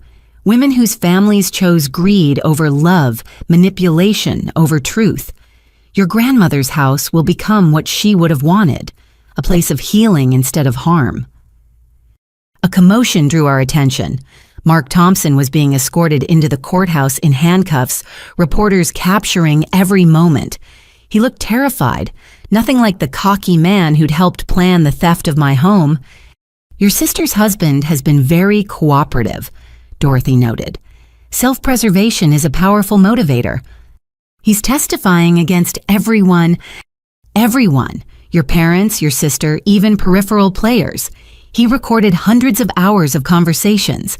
Your family, it seems, trusted the wrong person. They never trusted anyone. They just thought they controlled him. The most dangerous betrayals come from those we underestimate." She checked her phone. "I have a meeting with the prosecutor. We're discussing the civil suits." Civil suits. Fraud, theft, intentional infliction of emotional distress, defamation. The criminal cases are just the beginning. I intend to recover every penny they stole, plus interest and damages. "You'll destroy them completely." "They destroyed themselves. I'm simply collecting the debt." As she walked away, her team falling into formation around her, I understood the full scope of what I'd unleashed. Dorothy Chen wasn't just taking the house, she was systematically dismantling my parents' entire existence, using their own crimes as the wrecking ball. My phone rang. Louise, my aunt. "Rachel, I just left the courthouse. Your mother's in hysterics. She says that woman is Satan incarnate. She's a businesswoman collecting a debt. She's destroying your family." "No, Louise, my family destroyed themselves. Dorothy's just presenting the bill." "How can you be so cold about this? How were you so silent when they were stealing from others? You knew, didn't you? About their schemes." Silence. Then I suspected. But they were family. So was I. Did you protect me when they tried to steal my inheritance? That's different. No, it's not. You all looked away when they hurt others because it was convenient. Now it's inconvenient. That's the only difference. I hung up and sat in my car processing the morning's revelations. Through the courthouse windows, I could see Dorothy's team setting up for more meetings. The woman my parents had dismissed as too soft for business was proving to be their worst nightmare. Patient, thorough, and utterly committed to justice. My phone buzzed. A text from Catherine Chen. Renovation plans are ready for review. Would you like to participate in designing the healing spaces? I thought about my grandmother's house becoming a refuge for women escaping financial abuse, about Dorothy's patience in pursuit of justice, about my own journey from complicit silence to active truth-telling. Yes, I texted back. I want to help build something better. Because that's what Dorothy Chen had shown me. You couldn't just tear down corruption, you had to build something meaningful in its place. My parents had built their lives on lies and theft. Now their victim was building truth and healing on the very ground they'd tried to steal. The symmetry was perfect, the justice poetic, and I was finally free to appreciate both. The police station conference room smelled of burnt coffee and industrial disinfectant.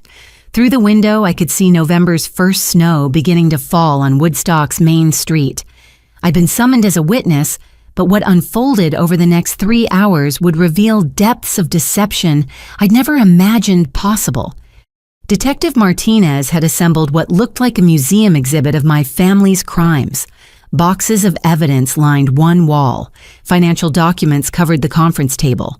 A laptop displayed spreadsheets that mapped 2 decades of fraud. Dorothy Chen sat at the far end, composed as always, while her legal team took notes. Ms. Hamilton. Martinez began, "Thank you for coming. We need to walk through some discoveries that require your input." "Of course." He pulled out a thick folder. "These are bank records from accounts we didn't know existed. Your parents maintained 14 separate accounts under various business names, shell companies essentially. Money flowed in from investors and out to personal expenses. I studied the statements.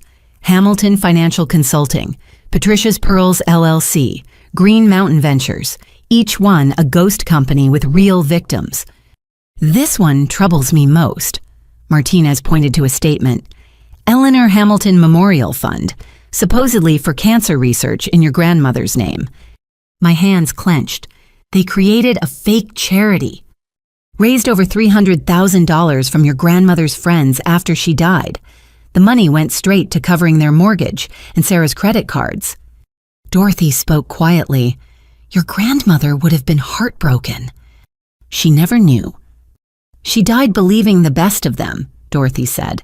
"Perhaps that was a mercy." The door opened and Mark Thompson entered with his lawyer and a federal marshal. He looked like he'd aged years in days, his usual swagger replaced by desperate self-preservation.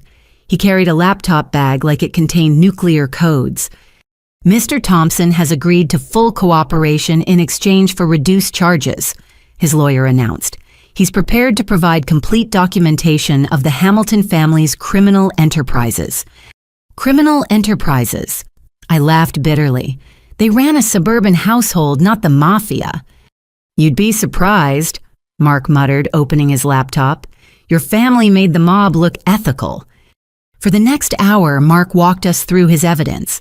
Videos, audio recordings, text messages, emails. He'd been documenting everything for 2 years initially to protect himself when he realized what he'd married into. The first video made me nauseous. Sunday dinner at my parents' house 6 months ago. I remembered being there making small talk while unaware Mark's phone was recording from the centerpiece. "The beauty of the memorial fund," my father was saying, "is that people donate emotionally. They don't ask for documentation. We've pulled in 50 grand this quarter alone." "Isn't that illegal?" Mark's voice asked. Sarah laughed. "Only if someone reports it. Who's going to accuse grieving family members of fraud? Besides, we do give some to charity, 10%. That makes it legitimate." "Actually," my mother added, cutting her pot roast, "we need to expand. I'm thinking a scholarship fund for disadvantaged youth. People love helping kids. Like the Chen Fund, Sarah asked. The one you emptied? Dorothy's fund was poorly managed, Thomas said smoothly. We simply redirected resources more efficiently. You mean you stole it, Mark said. We repurposed it, Patricia corrected. Really, Mark, you must learn to use proper terminology if you're going to be family. The video continued, each revelation worse than the last. They discussed targeting elderly neighbors for investment schemes, debated which of my grandmother's friends were wealthy enough to approach about the memorial fund, planned how to manipulate me into signing over the house. Rachel's too trusting, Sarah said in the recording. Tell her it's for my pregnancy, she'll cave. She always wants to help family. The pregnancy angle is brilliant, my mother agreed. No one questions helping a pregnant woman. Detective Martinez paused the video. This establishes conspiracy to commit fraud, but it gets worse. The next recording was audio only dated 3 years ago. My parents' voices, but also another I recognized with a chill. Their lawyer, David Sternberg. The will is ironclad, Sternberg was saying. Eleanor made sure Rachel gets the house, but there are ways around it. Such as, my father asked. Guardianship fraud. Claim Eleanor was mentally incompetent when she made the will. Or better yet, create documents suggesting Rachel agreed to different terms. Forgery. Document revision. Much more elegant. I have a specialist who can age papers, create backdated agreements for the right price. How much? $50,000, but you'll make millions on that property. They haggled over price like they were buying a used car, not planning to defraud me. By the end, they'd agreed on $30,000 plus a percentage of the house sale. Turn it off, I said quietly. I've heard enough. But Mark wasn't done. You haven't seen the best part. He pulled up a folder labeled Dorothy Chen Complete File. My blood froze.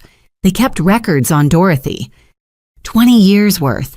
Your parents documented everything they stole like trophies. The file was meticulous. Patents stolen 12. Innovations sold to competitors 8. Money diverted from the partnership $2.3 million. They'd even kept Dorothy's desperate emails begging for explanation, for mercy, for justice.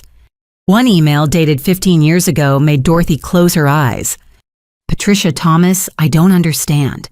The patents were in my name. The innovations were my work. How can they suddenly belong to Tecton Industries? Please, my daughter needs surgery. If you could just return some of the partnership funds. My mother's response was attached. Dorothy, business is complex. Perhaps if you'd been more attentive to paperwork, this confusion could have been avoided. We wish you the best in your future endeavors. They knew her daughter needed surgery. I asked. Dorothy nodded tightly.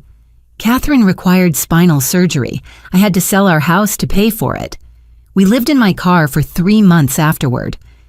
While my parents bought their Connecticut estate, I said the pieces clicking together. The timing matches. To the day, Dorothy confirmed. They closed on their dream house the same week I was explaining to Catherine why we had to leave ours. Mark pulled up more files, photos of Dorothy's original lab before my parents sold the equipment. Business plans she'd written later presented as my father's ideas, even recordings of meetings where they discussed her naively trusting nature. The fool actually believes we're partners. My father's younger voice laughed. She does the work, we reap the rewards. It's perfect. What if she realizes, Patricia asked, and does what sue us with what money? By the time she understands what happened, we'll have buried her in legal fees. Besides, who'll believe her Chinese immigrant versus established American business family? The casual racism made me flinch. Dorothy remained stone-faced, but her lawyer was typing furiously. There's more about you, Mark said quietly, clicking another folder. They've been planning to take your inheritance since before your grandmother died. The documents went back 5 years, medical records showing my grandmother's cancer diagnosis, financial projections based on selling her house, even drafts of the forged documents they eventually used, practiced over and over until they got my signature right. But the worst was a conversation recorded just weeks before grandmother died. She was in hospice, and my parents were in her house supposedly organizing things. Check the desk again. Patricia's voice. There has to be a codicil somewhere. She wouldn't leave everything to Rachel without provisions. Nothing, Thomas replied. The old bat was sharper than we thought. Everything's locked up legally. Then we make our own provisions. Once she's gone, who's to say what she really wanted? Rachel will fight us. Rachel's weak, always wanting mommy and daddy's approval. We'll make her feel guilty, selfish. She'll give in like she always does. I stood abruptly, needing air. The room spun slightly. All those years of seeking their approval, and they'd seen it as weakness to exploit. Take your time, Martinez said gently. But Dorothy stood too. No, she needs to hear all of it. The truth is painful, but ignorance is worse. She was right. I sat back down, steeling myself. Mark continued his presentation. Financial records showing my parents living beyond their means for decades, always one scheme away from bankruptcy. Sarah's business was a front funded entirely by stolen money and producing nothing. The Connecticut house had been refinanced 4 times each mortgage used to cover previous frauds. They were going to run, Mark said finally. After selling Rachel's house, they planned to transfer everything offshore and disappear. Leave you and Sarah holding the bag for their crimes. Leave Sarah, I asked. Their golden child. Look at this. He showed an email thread from last month. My parents discussing their retirement plan to Costa Rica. No mention of Sarah or her fictional baby. Just 2 criminals planning their escape. They were going to abandon everyone, I said quietly. Even each other, probably. Actually, Mark pulled up one final document. Your father was already setting up accounts in just his name. Your mother had a separate lawyer preparing divorce papers. They were each planning to screw the other and run with the money. The room fell silent except for the hum of electronics. 20 years of deception laid bare on a conference table. My family wasn't just criminal, they were cannibals ready to devour even each other for profit. This is comprehensive evidence for multiple federal charges, Martinez said finally. Fraud, tax, evasion, money laundering, racketeering. We're talking decades in prison. Good, Dorothy said simply. They stole decades from their victims. It's only fair they pay with their own. Mark's lawyer spoke up. My client will testify to all of this in exchange for 2 years maximum served in minimum security. That seems reasonable given his cooperation, the federal prosecutor said. As they negotiated Mark's deal, I stared at the evidence surrounding us. My entire life built on lies and theft. Every birthday gift, every college payment, every family vacation, all funded by other people's misery. You're not responsible for their crimes, Dorothy said quietly, reading my expression. You were a child, then a victim yourself. I benefited from them. So did I once. I thought their investment in my company was legitimate. We all believed their lies until we couldn't anymore. Martinez began packing up evidence boxes. Ms. Hamilton will need you to testify about the attempted theft of your house. Of course. And Rachel. Dorothy stood gathering her team. The retreat center will have a scholarship fund, a real one, for women rebuilding their lives after financial abuse. We'd like to call it the Eleanor Hamilton Memorial Scholarship, with your permission. Tears burned my eyes. She'd have loved that. After everyone left, I sat alone in the conference room processing what I'd learned. My phone buzzed with messages from family members still defending my parents, still believing their lies. But I'd seen the truth now documented in painful detail. They weren't misunderstood. They weren't desperate. They were predators who happened to share my DNA. And thanks to Mark's paranoid documentation and Dorothy's patient pursuit of justice, they would finally face consequences for decades of destruction.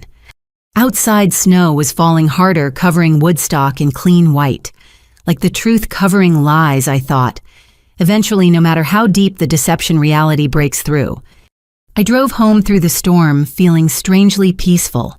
The secrets were exposed, the predators unmasked, and for the first time in my life, I was free from their influence. My phone rang as I reached Boston. Catherine Chen. "We're breaking ground on the retreat center next month," she said. "Would you like to speak at the ceremony about your grandmother about breaking cycles?" "Yes," I said without hesitation. "I want to help others see what I couldn't for so long. That family isn't an excuse for enabling abuse. That love doesn't require blindness to evil." Because that's what Mark's recordings and Dorothy's evidence had shown me. Evil doesn't always look like a monster. Sometimes it looks like Sunday dinner pearl necklaces and parental smiles. The real courage isn't in maintaining those illusions. It's in shattering them completely. The federal courthouse in Burlington commanded respect with its marble columns and bronze eagles, a temple to justice that made our small-town proceedings look quaint. I arrived early on a crisp December morning, watching my breath cloud in the cold air as I climbed the steps. Today, the full weight of federal law would fall on my parents. The courtroom was packed. Financial crimes that crossed state lines had attracted federal attention media coverage, and dozens of victims I'd never known existed. I recognized some faces from Woodstock. Others were strangers united by one thing. My parents had stolen from them all. Dorothy sat in the front row with her legal team impeccable as always in navy wool. Beside her sat a woman I didn't recognize until she turned. Catherine's colleague who'd lost her retirement savings to one of my father's phantom investments. Behind them, row after row of victims. The human cost of my parents' greed filled the gallery. The prosecution team looked like corporate sharks. 3 attorneys from the Department of Justice specialists in financial fraud. They'd taken over from local prosecutors when the scope became clear. 20 years, 14 states, over 200 victims, and nearly $50 million in combined theft. My mother entered first, flanked by federal marshals. Prison had already changed her. The designer clothes replaced by a plain gray suit from Target. Her perfectly styled hair now showed gray roots. But it was her posture that struck me most. The imperious bearing had crumbled into something defensive and small. Thomas followed orange jumpsuit traded for a cheap suit that hung wrong on his diminished frame. 3 weeks in federal custody had erased his businessman's polish. He looked like what he was, a common criminal facing the consequences of decades of deception. They sat at separate defense tables. The United Front had shattered when each hired different lawyers and began blaming the other. I'd heard they weren't even speaking, each convinced the other had ruined their perfect scheme. Judge Harrison presided, a silver-haired woman with eyes like surgical instruments. She'd made her reputation prosecuting white-collar crime and suffered no fools. As she reviewed the charges, her expression suggested she'd already measured my parents and found them wanting. United States versus Patricia Hamilton and Thomas Hamilton. Charges include conspiracy to commit wire fraud, mail fraud, tax evasion, money laundering operation of fraudulent charitable organizations, and violation of the Racketeer Influenced and Corrupt Organizations Act. RICO charges. They were being prosecuted like organized crime bosses, which I suppose they were. The lead prosecutor, Assistant U.S. Attorney James Mitchell, stood. Your Honor, the government has evidence of a 20-year pattern of sophisticated fraud. The defendants created an intricate web of shell companies, fake charities, and phantom investments. They targeted vulnerable populations, elderly retirees, immigrant entrepreneurs, grieving families. He pulled up a presentation, charts showing money flow, victim testimonies, a map with red pins in 14 states where they'd operated. The scope was staggering. The defendants didn't just steal money, Mitchell continued. They stole futures, retirements destroyed, businesses bankrupted, children's education funds emptied, medical treatments delayed or denied because victims couldn't afford them after being defrauded. One by one, victims stood as their names were read. An elderly couple who'd lost their farm to one of my father's agricultural investment schemes. A young entrepreneur who'd trusted my parents with her startup capital. A widower who donated his wife's life insurance to their fake cancer charity. Dorothy stood when called. Dorothy Chen defrauded of $2.3 million in intellectual property and partnership assets. Can you describe the impact? Mitchell asked. Dorothy's voice carried clearly. I lost my company, my home, my marriage. My daughter required surgery I couldn't afford because the defendants had stolen funds earmarked for her care. We experienced homelessness. I rebuilt from nothing while watching the defendants live luxuriously on money they stole from me. My mother's lawyer objected. Prejudicial testimony, Your Honor. Overruled. The court needs to understand the full impact of these crimes. More victims testified, each story a variation on the same theme. Trust, betrayed lives, destroyed dreams, shattered on the rocks of my parents' greed. By the 10th testimony, my father had stopped maintaining his innocent expression. By the 20th, my mother was crying, though whether from remorse or self-pity was unclear. Then Mark took the stand. He'd traded his usual designer clothes for a conservative suit, playing the reformed criminal perfectly. His testimony was devastating in its detail. I recorded everything because I realized I'd married into a criminal enterprise, he said. Sarah Hamilton told me her parents had taught her that legitimate business was for suckers, that only fools worked when you could steal. He played recordings, my parents' planning schemes, Sarah learning their methods, the whole family treating fraud like a hereditary profession. Each piece of evidence built their walls higher. Mr. Thompson, the prosecutor asked, did the defendants ever express remorse for their victims? Never. They called victims marks or pigeons. Patricia Hamilton once said bleeding hearts deserve to be bled dry. Thomas Hamilton taught that empathy was a weakness to be exploited. My mother's attorney tried to shake Mark on cross-examination, but he'd been too thorough. Every claim backed by documentation, every accusation supported by recordings. He was saving himself by burying them, and he'd brought enough shovels for everyone. During a recess, I escaped to the hallway for air. Dorothy found me by the windows overlooking the winter cityscape. It's harder than you expected, she said, not a question. They're monsters, I said. But they're still my parents. Some stupid part of me keeps looking for signs they understand what they've done. They understand perfectly. They just don't care. She stood beside me, both of us watching snow fall on Burlington. I looked for remorse for years, wrote letters asking for simple acknowledgement. They responded with lawyers and threats. How did you survive it, the betrayal? By building something they couldn't steal. Knowledge, skills, integrity. The company I built after they destroyed my first one is worth 100 times what they took. But more importantly, I built it honestly. And now you're destroying them. No. Her voice was firm. I'm revealing them. They destroyed themselves the moment they chose crime over conscience. The afternoon brought forensic accountants who detailed the money trail. Spreadsheets projected on screens showed the labyrinth of theft. Fake companies invoicing each other, circular transfers to hide origins, money flowing from victims through shells to my parents' personal accounts. The defendants maintained meticulous records. The forensic analyst testified. They documented their crimes in detail, apparently believing they'd never be caught. We have 20 years of evidence, all in their own handwriting or digital footprints. The defense attorneys tried various strategies.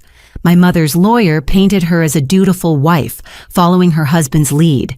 My father's attorney claimed he was a legitimate businessman whose ventures simply failed.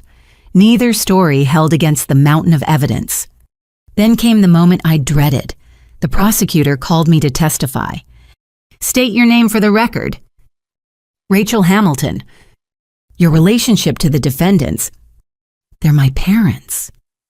The words felt strange, acknowledging the connection in a federal courtroom. Can you describe the attempted theft of your inherited property? I told the story simply. The forged signatures, the threats, the break-in.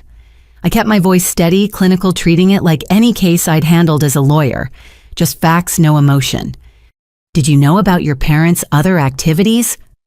No, I believed they were legitimate business people until recently. How do you feel about their crimes? I looked at my parents for the first time since entering the courtroom. My mother wouldn't meet my eyes.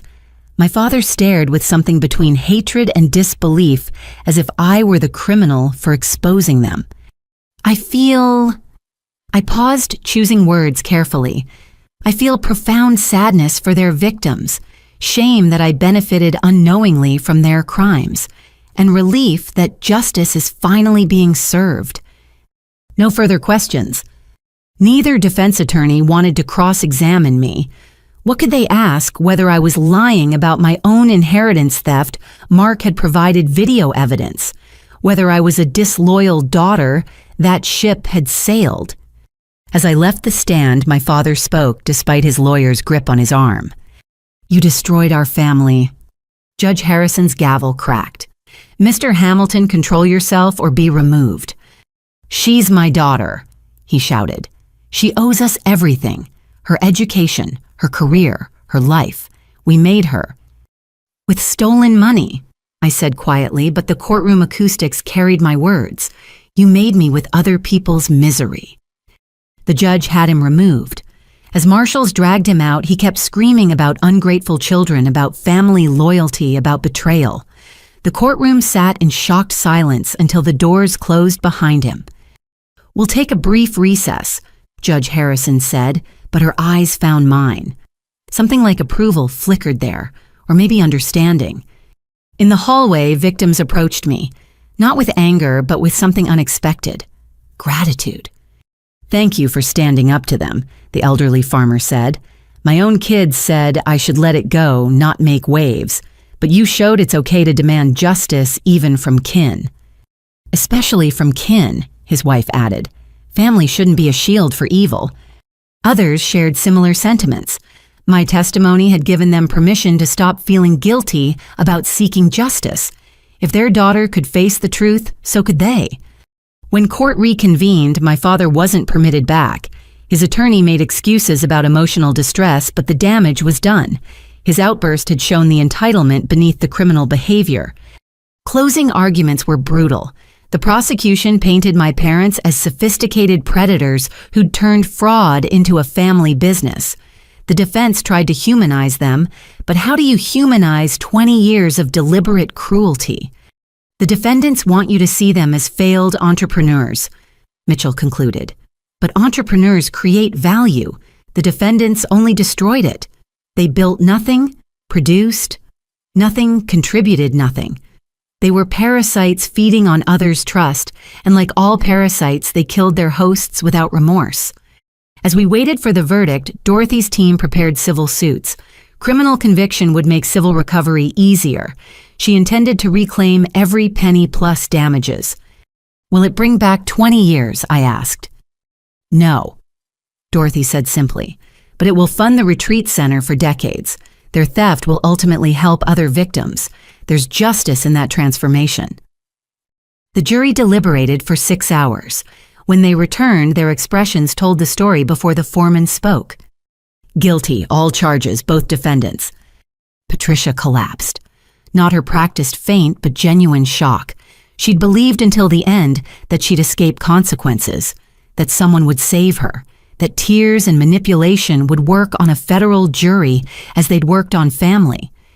Thomas returned for the verdict, stood stoically, but I saw his hands tremble as the reality hit.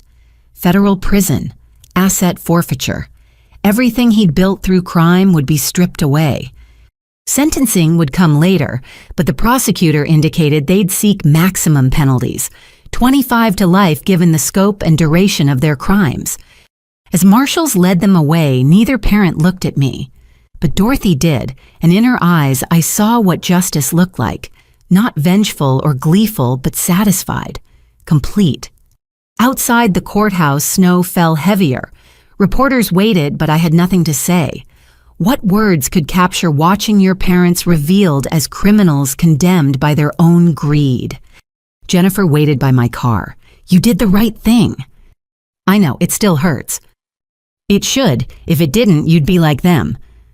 As I drove back to Boston, I thought about the retreat center rising from my grandmother's house, about the scholarship fund in her name, about the victims who'd found their voices, about Dorothy's transformation from victim to victor. My parents had taught me many things, mostly by negative example, but their greatest lesson came at the end that justice delayed isn't justice denied. It's justice compounded with interest. And the interest on 20 years of crime had finally come due. The morning after the verdict, I woke to 37 voicemails and twice as many texts. Extended family, friends, and people I hadn't heard from in years all wanted to express their opinions about my betrayal. I deleted them unheard and unread. Their judgments meant nothing compared to the freedom I felt. My first call was to Jennifer. I need a forensic accountant, the best you know. Finally ready to look into your own finances. If my parents stole from everyone else, why would I be different? I'll have someone at your apartment in 2 hours. Marcus Chen, no relation to Dorothy, arrived with 3 laptops and a briefcase full of portable drives. He looked more like a tech startup CEO than an accountant. Young, sharp, with eyes that missed nothing. Ms. Hamilton, I've reviewed the court documents. Your parents were thorough in their documentation. That's good for us. Criminals who keep records make my job easier. We spread out across my dining table.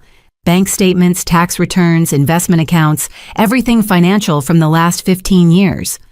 Marcus worked with surgical precision, cross-referencing dates, tracking transfers, following money like breadcrumbs through a digital forest. Here, he said after 2 hours, pointing at his screen, this is where it starts. I leaned in to look. My trust fund established by grandmother when I was 18. The initial deposit was $100,000. But the records showed irregular activity. Deposits that didn't match grandmother's contributions, withdrawals I'd never made. They were using your trust as a washing machine, Marcus explained.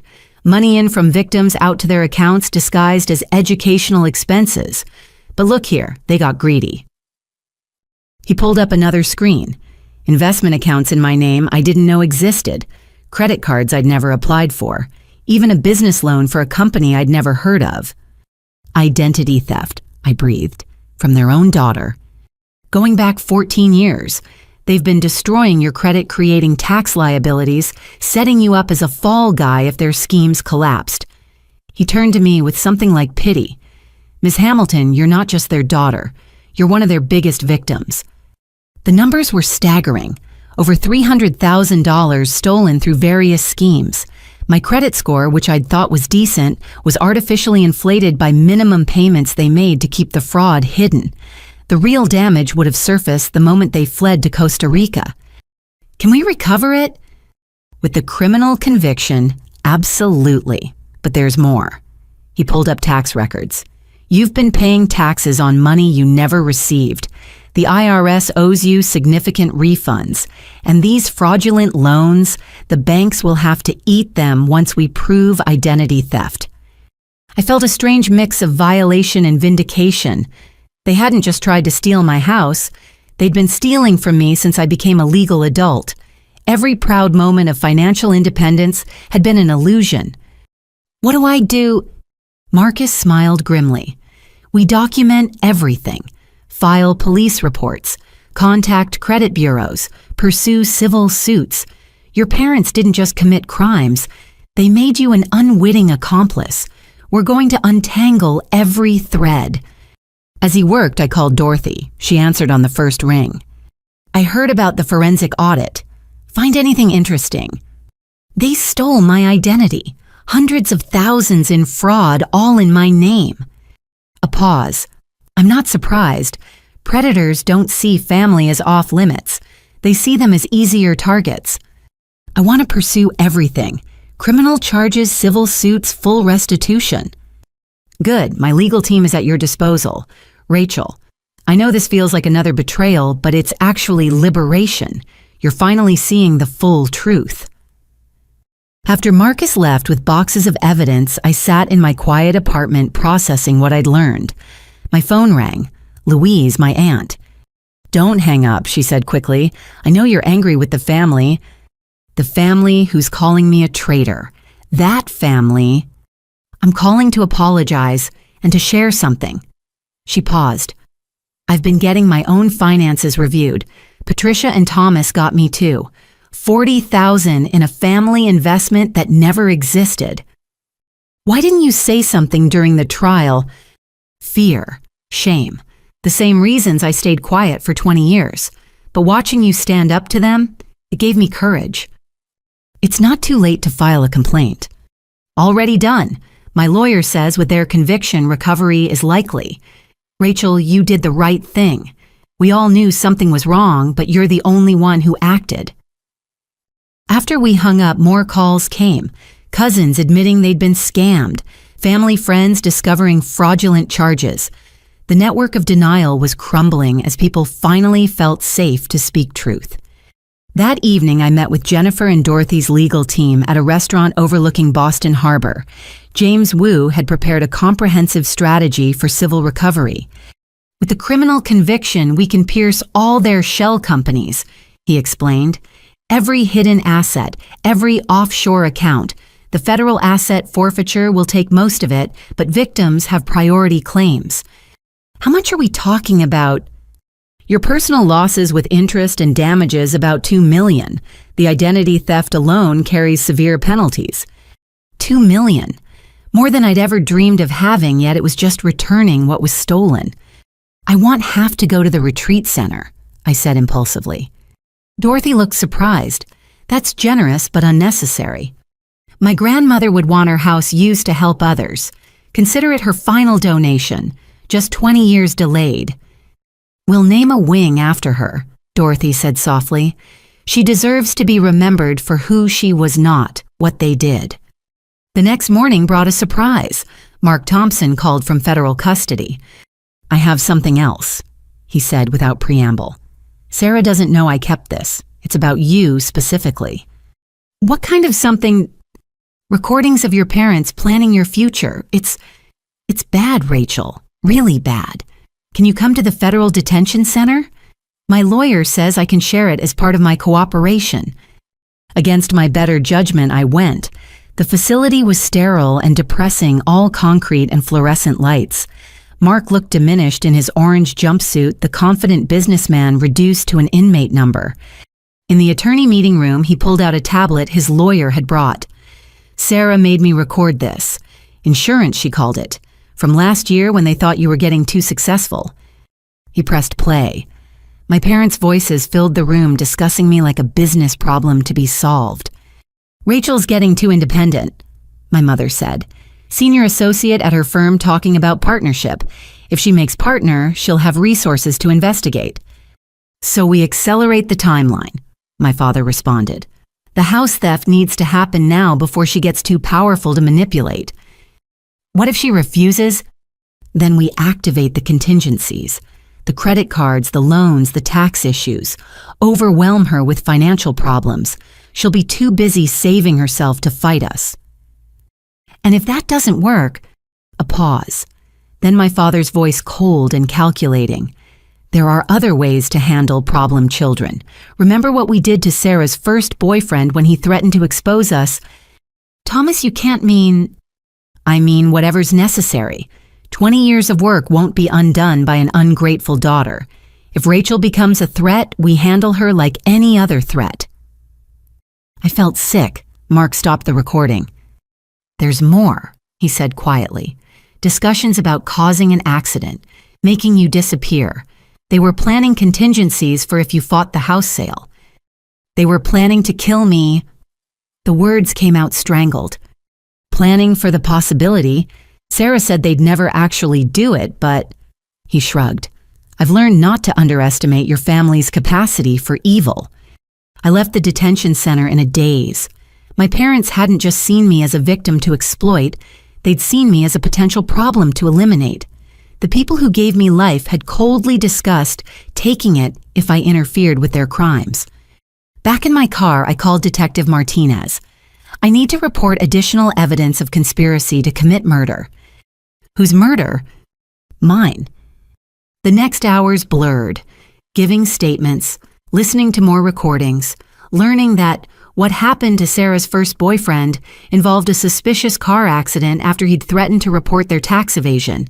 He'd survived, but left the state too terrified to pursue justice. By evening, new charges were being prepared: conspiracy to commit murder, witness intimidation. The federal prosecutor assured me these would add decades to their sentences. "You're safe now," Martinez said. "They're never getting out." Safe. I tested the word, found it fit. For the first time in my life, I was safe from my own family. That night, I met Catherine at the Vermont property. The house was stripped bare, ready for renovation. We walked through empty rooms discussing plans for the retreat center.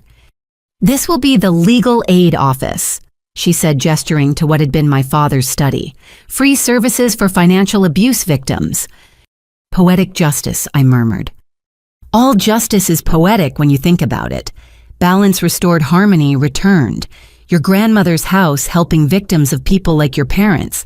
That's poetry." In grandmother's former bedroom, Catherine showed me architectural plans.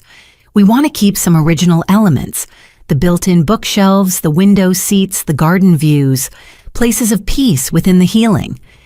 "She'd have loved this," I said, touching the worn wood of a window frame, "knowing her home would shelter others." "It already is," Catherine said gently. You're the first person we're helping heal. Everything else follows from that." We stood in comfortable silence, watching snow fall on the garden. Somewhere my parents sat in separate cells, their empire of lies collapsed. Mark gave testimony to save himself. Sarah remained at large, but running out of places to hide. The family I'd known was destroyed. But in its place, something new was growing. A center for healing, a community of survivors, a life built on truth rather than deception. I'd lost the family I was born into, but found the family I chose: Dorothy, Catherine, Jennifer, and others who valued integrity over blood. "We break ground next month," Catherine said. "Will you speak at the ceremony?" What would I say? The truth. That family isn't obligation. That love isn't blindness. That sometimes the greatest act of courage is refusing to enable those who harm others, even if they share your name. Especially if they share your name, I corrected. "Will you do it?" I looked around the empty house, seeing not what was lost, but what could be built. "Yes, I'll speak. Someone needs to say these things out loud." Because silence had enabled my parents for 20 years. Silence from family who suspected. Silence from victims too ashamed to speak. Silence from a community that preferred comfortable lies to uncomfortable truths. My voice would break that silence, not for revenge, but for others trapped in similar webs of family dysfunction and financial abuse. If my story could help one person recognize the signs, find the courage to speak up, refuse to enable criminal behavior, then every painful revelation was worth it. "Thank you," Catherine said simply. "No," I replied, "thank you for showing me that destruction can become construction, that victims can become victors, that the end of one story is just the beginning of another." As we locked up and headed to our cars, my phone buzzed. An email from Marcus, the forensic accountant. Subject line, "Full report complete." Inside documentation of every theft, every fraud, every identity crime. The total was staggering. Nearly 500,000 stolen from me alone over 14 years. But also a roadmap to recovery. Every dollar could be traced, claimed, returned. I forwarded it to the legal team with a simple note: pursue everything. Because that's what Dorothy had taught me. That's what grandmother would have wanted. That's what justice demanded. Complete and total accountability. No mercy for those who showed none. No protection for those who offered only exploitation. The reckoning wasn't over. If anything, it was just beginning. But for the first time in my life, I was in control of my own story. And I intended to write a better ending. The federal courthouse in Burlington had become as familiar as my own office over the past months. But this December morning felt different. The air crackled with anticipation as victims' reporters and curious onlookers packed the gallery for what promised to be explosive testimony. Sarah had been captured. After 2 months on the run, she'd been arrested at the Canadian border, trying to cross with fake identification. Now she sat in the defendant's chair, her designer clothes replaced with jail attire, her perfectly styled hair hanging limp. The pregnancy she'd faked was ironically real now, a visible bump that her lawyer would undoubtedly use for sympathy. But today wasn't about Sarah. Today my parents would testify against each other. The plea deals had come suddenly. Facing life sentences, both Thomas and Patricia had independently decided to cooperate. Each believed they could minimize their punishment by blaming the other. Neither knew their spouse had made the same calculation. The government calls Patricia Hamilton. The prosecutor announced. My mother entered in shackles, a federal marshal at each elbow. 3 months in custody had erased every trace of the society matron. She looked older, grayer, smaller, but her eyes still held that calculating gleam as she took the oath. Mrs. Hamilton, the prosecutor began, you've agreed to testify truthfully in exchange for consideration at sentencing. Yes. Can you describe how the fraudulent schemes began? Patricia straightened, finding her performance posture. It was all Thomas. He came home one day 20 years ago saying he'd found a way to make real money.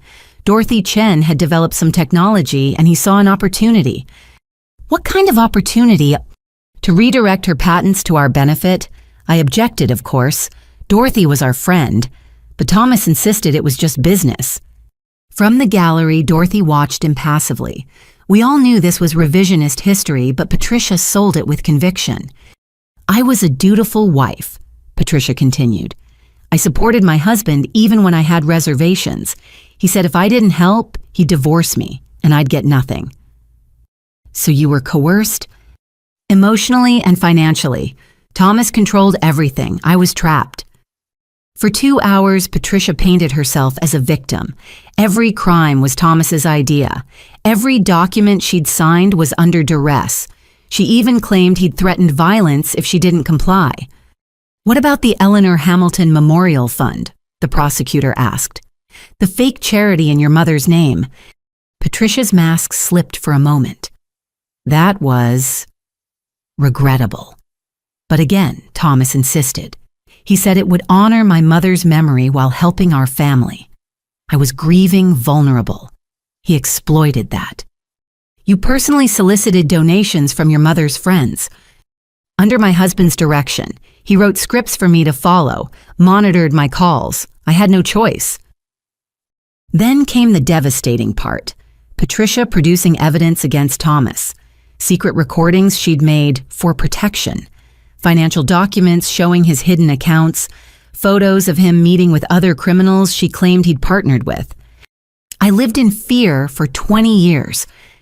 She concluded, tears flowing. But when he involved our daughters, I knew I had to speak up. A mother protects her children even from their father. The irony of her claiming to protect us while actively stealing from me wasn't lost on the gallery. Several victims actually laughed. Cross-examination destroyed her performance. Thomas's lawyer had her recordings analyzed. They were recent, made after arrest to manufacture evidence. The hidden accounts she'd discovered included her signatures. The criminal meetings were legitimate business dinners she'd attended. Mrs. Hamilton, Thomas's lawyer said coldly, isn't it true you masterminded the Memorial Fund fraud entirely on your own? No, We have emails where you brag about the idea, where you call your husband too soft to properly exploit grief. He presented email after email, Patricia's words damning her thoroughly. By the time he finished, her victim narrative lay in shreds. No further questions. Then it was Thomas's turn. If Patricia had played the battered wife, Thomas went for the manipulated husband. He entered with a defeated shuffle projecting broken masculinity. Mr. Hamilton, tell us how the fraudulent activities began. Thomas sighed deeply. Patricia came from money, had expensive tastes. When my legitimate businesses struggled, she pushed me to find other sources of income. Pushed how? Emotional manipulation, threats of divorce. She'd say things like, real men provide for their families, and maybe I should have married Richard Chen instead. In the gallery, Richard Chen's widow made a disgusted sound. Even in testimony, Thomas couldn't resist a racist dig. The Dorothy Chen fraud, whose idea was that Patricia noticed Dorothy trusted us completely, said it would be easy to redirect some patents just enough to get us through tough times. I resisted, but Patricia said if I didn't do it, she'd leave and take the children. For 3 hours, Thomas painted Patricia as Lady Macbeth, ambitious, ruthless, pushing her weak husband into crime.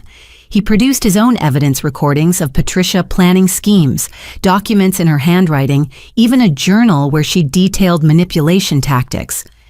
This entry, Thomas pointed to a page. She wrote about practicing tears in the mirror, learning to cry on command for sympathy. The journal was damning.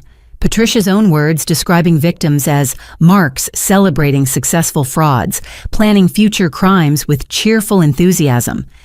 "What about your daughters?" the prosecutor asked. Thomas's face crumpled. "Patricia poisoned them against me, taught Sarah to see crime as normal business, used Rachel's trusting nature against her. I wanted to confess many times, but Patricia said she'd tell the girls I was abusive if I tried." "So you were trapped?" "Completely. Patricia controlled the household, the finances, the children. I was just her tool." Then Thomas dropped his biggest bombshell. "She wasn't even faithful. The whole time she was pushing me to crime, she was having an affair with David Sternberg, our lawyer." Gasps rippled through the gallery. Patricia shot to her feet. "Liar," she screamed. "You pathetic, worthless liar." "I have photos," Thomas said calmly. "Hotel receipts, love letters discussing how they'd frame me for everything and run away together." The judge gavelled for order as Patricia had to be restrained. The courtroom erupted in chaos. Through it all, Thomas sat with a small, satisfied smile. When order restored, the evidence was presented. Photos of Patricia and Sternberg in compromising positions. Financial records showing money diverted to Sternberg beyond legal fees. Letters discussing their plan to let Thomas take the fall. "You see," Thomas concluded, "I was the victim all along. Of my wife, her lover, their schemes. I just wanted to be a good husband and father." Sarah watched it all with dead eyes. Her parents destroying each other with surgical precision, each revelation worse than the last. When the lunch recess was called, she asked to speak. "Your Honor." Her lawyer said, "My client wishes to make a statement." Judge Harrison nodded. "Proceed." Sarah stood slowly, one hand on her pregnant belly. "I've watched my parents blame each other all morning, heard them claim victimhood while admitting to destroying lives. So let me add my truth to the record." She turned to face the gallery, finding my eyes. "They're both lying. Every word. They planned everything together, celebrated their crimes together, taught me that honest people were suckers, and family was just another word for accomplice." "Ms. Hamilton," her lawyer warned, "perhaps we should discuss." "No, I'm done with lawyers and lies and schemes." She faced the judge. "I'm guilty of fraud, of theft, of conspiracy. I learned from the best. My loving parents who are now eating each other alive to save themselves." She turned to Thomas and Patricia. "You want to know the truth? You're both monsters. You destroyed Dorothy Chen for money. You stole from grandmother while she was dying. You used Rachel's trust fund as your personal piggy bank. And you did it all together, laughing at your victims over family dinners." "Shut up!" Patricia shrieked. "You ungrateful brat." "Ungrateful," Sarah laughed bitterly. "For what? Teaching me crime, showing me how to fake pregnancy for sympathy. Oh wait, joke's on me. Now I'm actually pregnant and facing federal prison because I followed your stellar example." "You were always weak," Thomas spat. "Just like your sister. No spine for real business." "Real business." Sarah's voice rose. "You mean fraud, theft, destroying everyone who trusted you. If that's strength, I'm proud to be weak." The judge gavelled repeatedly. "Order, Ms. Hamilton, please continue through proper channels." But Sarah wasn't done. "You know what the best part is? You could have stopped. Any time in 20 years, you could have chosen honesty. But you loved the game too much, loved feeling superior to your marks. Well, congratulations. You played yourselves. She sat down heavily, tears streaming. I plead guilty to all charges. No deals, no negotiations.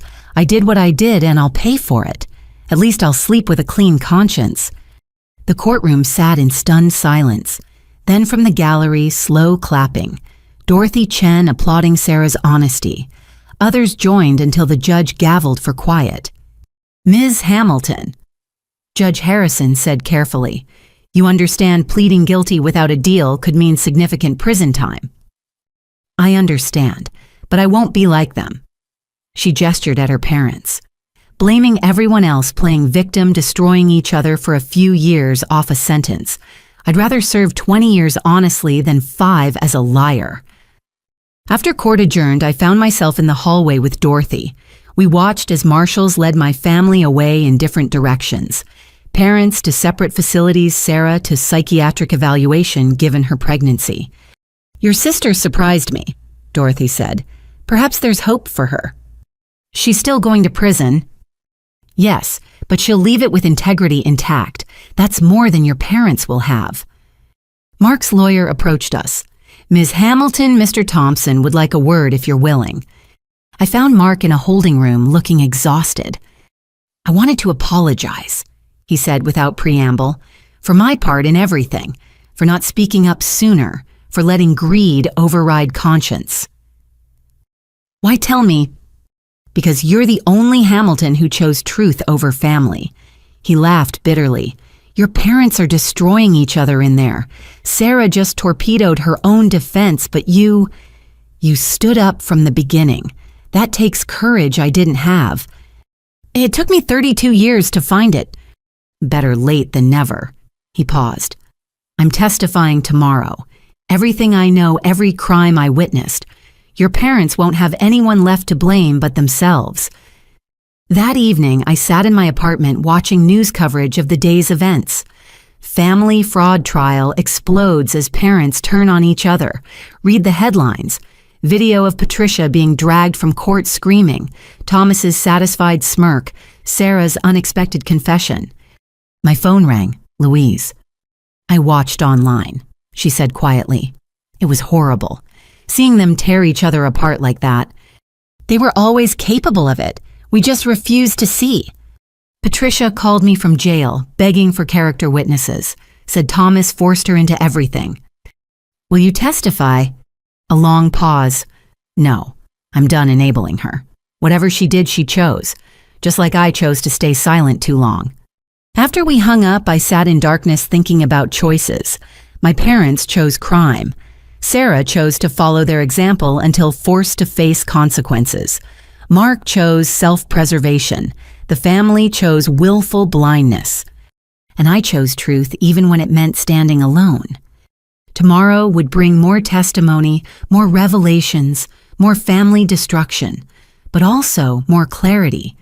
Each word spoken in court was another bar in the cages they'd built themselves. Each lie exposed was another step toward justice. My phone buzzed. A text from Catherine. "Groundbreaking ceremony scheduled for next month. Your grandmother's house will become something beautiful. From destruction comes construction." I smiled the first genuine smile in days. Yes, from destruction comes construction. My family was destroying itself in federal court, but from those ashes, something better would rise. A retreat for victims, a scholarship fund, a chance for others to break free from toxic family cycles. The Hamilton name, so long associated with fraud, would come to mean something else. Hope, healing, the courage to choose truth over blood. That was my grandmother's true legacy, not the house, but the strength to stand against those who would corrupt it. Tomorrow, Mark would testify. Next week, sentencing. Next month, ground would break on the retreat center. The family I'd known was ending in spectacular fashion, but perhaps that's how all toxic systems die. Not quietly, but in explosive revelations as each member scrambles to save themselves. I raised a glass of wine to the empty room. "To endings," I said aloud, "and to better beginnings." Because tomorrow would come, and with it more truth, more justice, more freedom from the family that had nearly destroyed me. The meltdown was complete. Now came the rebuilding. The call came at 6 in the morning, 2 days after my family's courtroom implosion.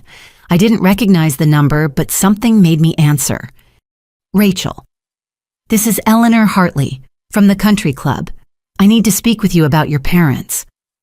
Eleanor Hartley, my parents' former bridge partner pillar of Connecticut society and someone who'd cut them off completely after their arrest.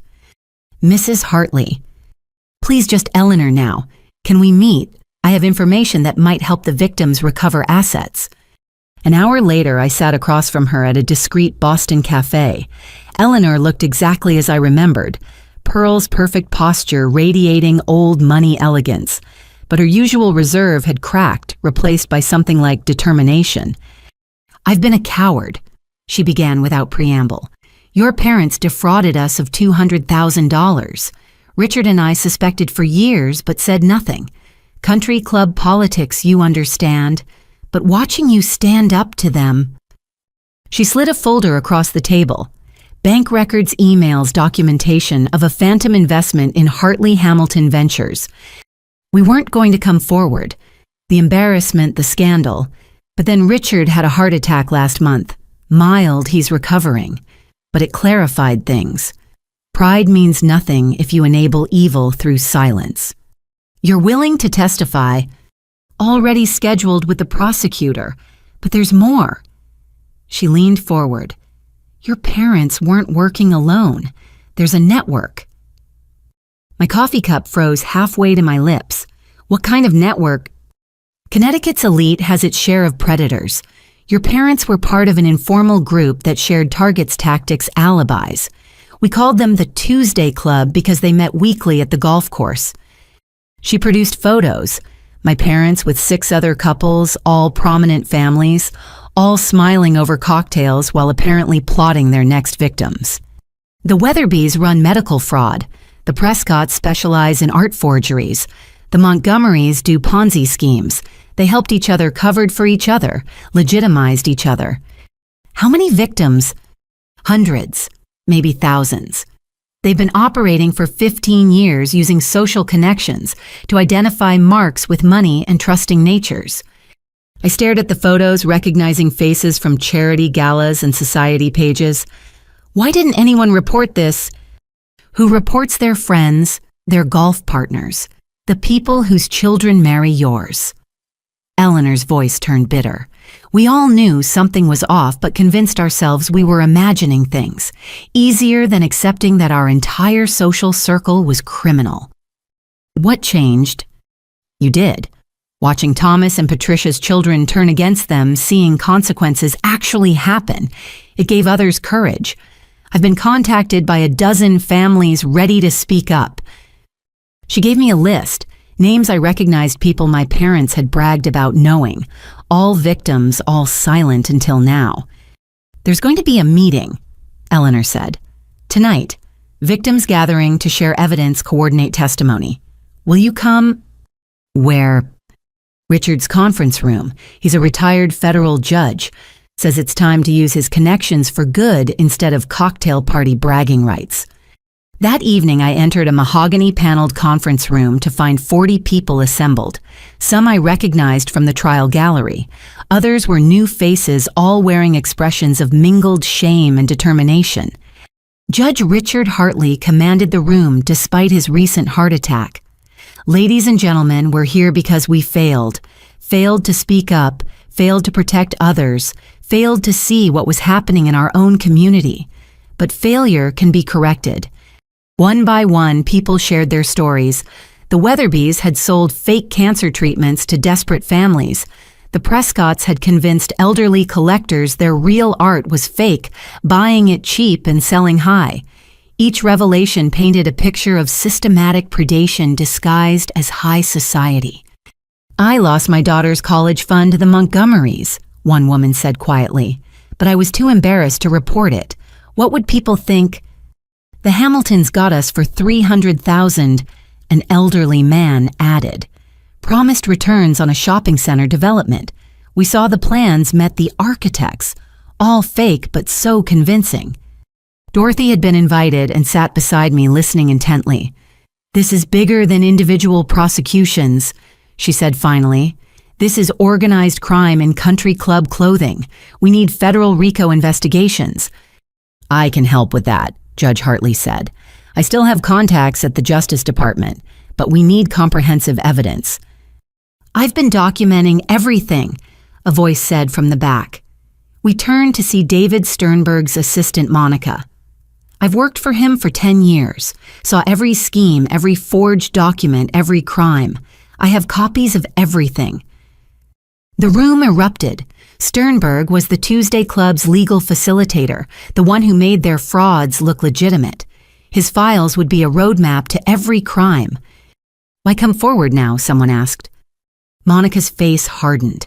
"Because he's trying to pin everything on his assistant. Says I was the mastermind while he was an innocent dupe. 20 years of loyalty and he throws me under the bus. No, I'll bury him with truth." We divided into working groups. Financial forensics experts volunteered to trace money. Retired law enforcement offered to coordinate with agencies. Victims with evidence began organizing files. "This is what my mother wanted," I said to Dorothy during a break. "Not the criminal enterprise, the community response, people coming together to make things right." "Your grandmother would be proud," Dorothy agreed. "You've catalyzed something important." Over the following days, the network unraveled rapidly. Monica's files were a prosecutor's dream, detailed records of every fraud, every player, every victim. The Tuesday Club had been methodical in their crimes, but fatal in their documentation.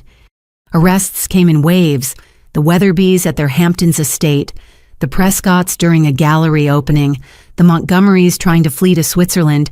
Each arrest made headlines exposing the rot beneath Connecticut's golden surface. My phone rang constantly. Reporters wanting statements, victims seeking advice, lawyers offering representation. But the call that mattered came from Sarah. "I heard about the Tuesday Club," she said, from federal custody. "Mom and Dad were always so proud of those connections. They're all going down, the whole network." "Good." A pause. "Rachel, I've been thinking, in therapy here, about cycles and choices and what we pass on." "What do you mean?" "This baby, I don't want her born into our family's legacy. I want to give her up for adoption. To a real family, one that knows love without manipulation." My throat tightened. That's incredibly brave. Is it, or is it just recognizing I'm not fit to raise a child I learned parenting from criminals? What could I possibly teach except how to lie and steal? "You could teach her to choose differently, to break cycles, by giving her to someone who already has. There's a couple here, volunteers at the prison ministry, former addicts who rebuilt their lives. They want to adopt. They understand redemption." "Have you decided?" "Yes, my daughter deserves better than a Hamilton legacy. She deserves love without conditions, trust without betrayal, family without fraud." After we hung up, I sat processing Sarah's choice. She was right. Our family legacy was poison. But maybe that's why people like us needed to work harder to create something better. That night, I attended another victim meeting. The group had grown to over 100, with more joining online. Judge Hartley had connected us with a federal task force specifically targeting white-collar crime networks. "The Tuesday Club wasn't unique," the lead investigator explained. "We're finding similar groups nationwide, wealthy predators using social connections to identify and exploit victims. Your courage in speaking up is helping us map these networks." Eleanor Hartley stood. "I propose we form a permanent organization, supporting victims, educating communities, preventing future predation. Turn our shame into action." "The Phoenix Foundation," someone suggested, "rising from the ashes of our losses." Dorothy smiled. "I'll provide initial funding. My success came from rebuilding after fraud. Let's help others do the same." Within an hour, we'd outlined a structure. Legal aid, financial counseling, emotional support, educational programs, everything victims needed to recover and rebuild. "Rachel," Judge Hartley said, "we'd like you on the board. Your voice has been crucial in breaking the silence." "I'm not a victim," I protested. Not like the rest of you. You're a survivor, Eleanor corrected, and you showed us how to stop being victims. That's exactly what we need. As the meeting ended, people approached me with thanks, stories, hope. Former marks becoming activists, a shamed silence transforming into purposeful action. The Tuesday Club had created a network of victims, but we were building something stronger, a network of survivors. Driving home, I thought about unexpected allies. Eleanor Hartley, who I dismissed as a society snob. Monica, the overlooked assistant who documented everything. Judge Hartley using his privilege for justice. Even Sarah choosing to break our toxic cycle through painful sacrifice. My phone buzzed. Catherine Chen saw the news about the Tuesday Club arrests. Your family's crimes keep exposing others. It's like dominoes falling. Good dominoes, I texted back. Each arrest reveals more truth. Your grandmother's house will host the Phoenix Foundation's first retreat. Victims of the Tuesday Club learning to rebuild. Full circle. Full circle indeed. The house my parents tried to steal would shelter their victims. The network they'd used for crime would be replaced by one fostering healing. The silence that protected predators would become voices demanding justice. That night, I dreamed of grandmother. She stood in her garden smiling as flowers bloomed around her. You planted seeds of truth, she said. Now watch the garden grow. I woke with tears on my face but hope in my heart. The Tuesday Club was finished.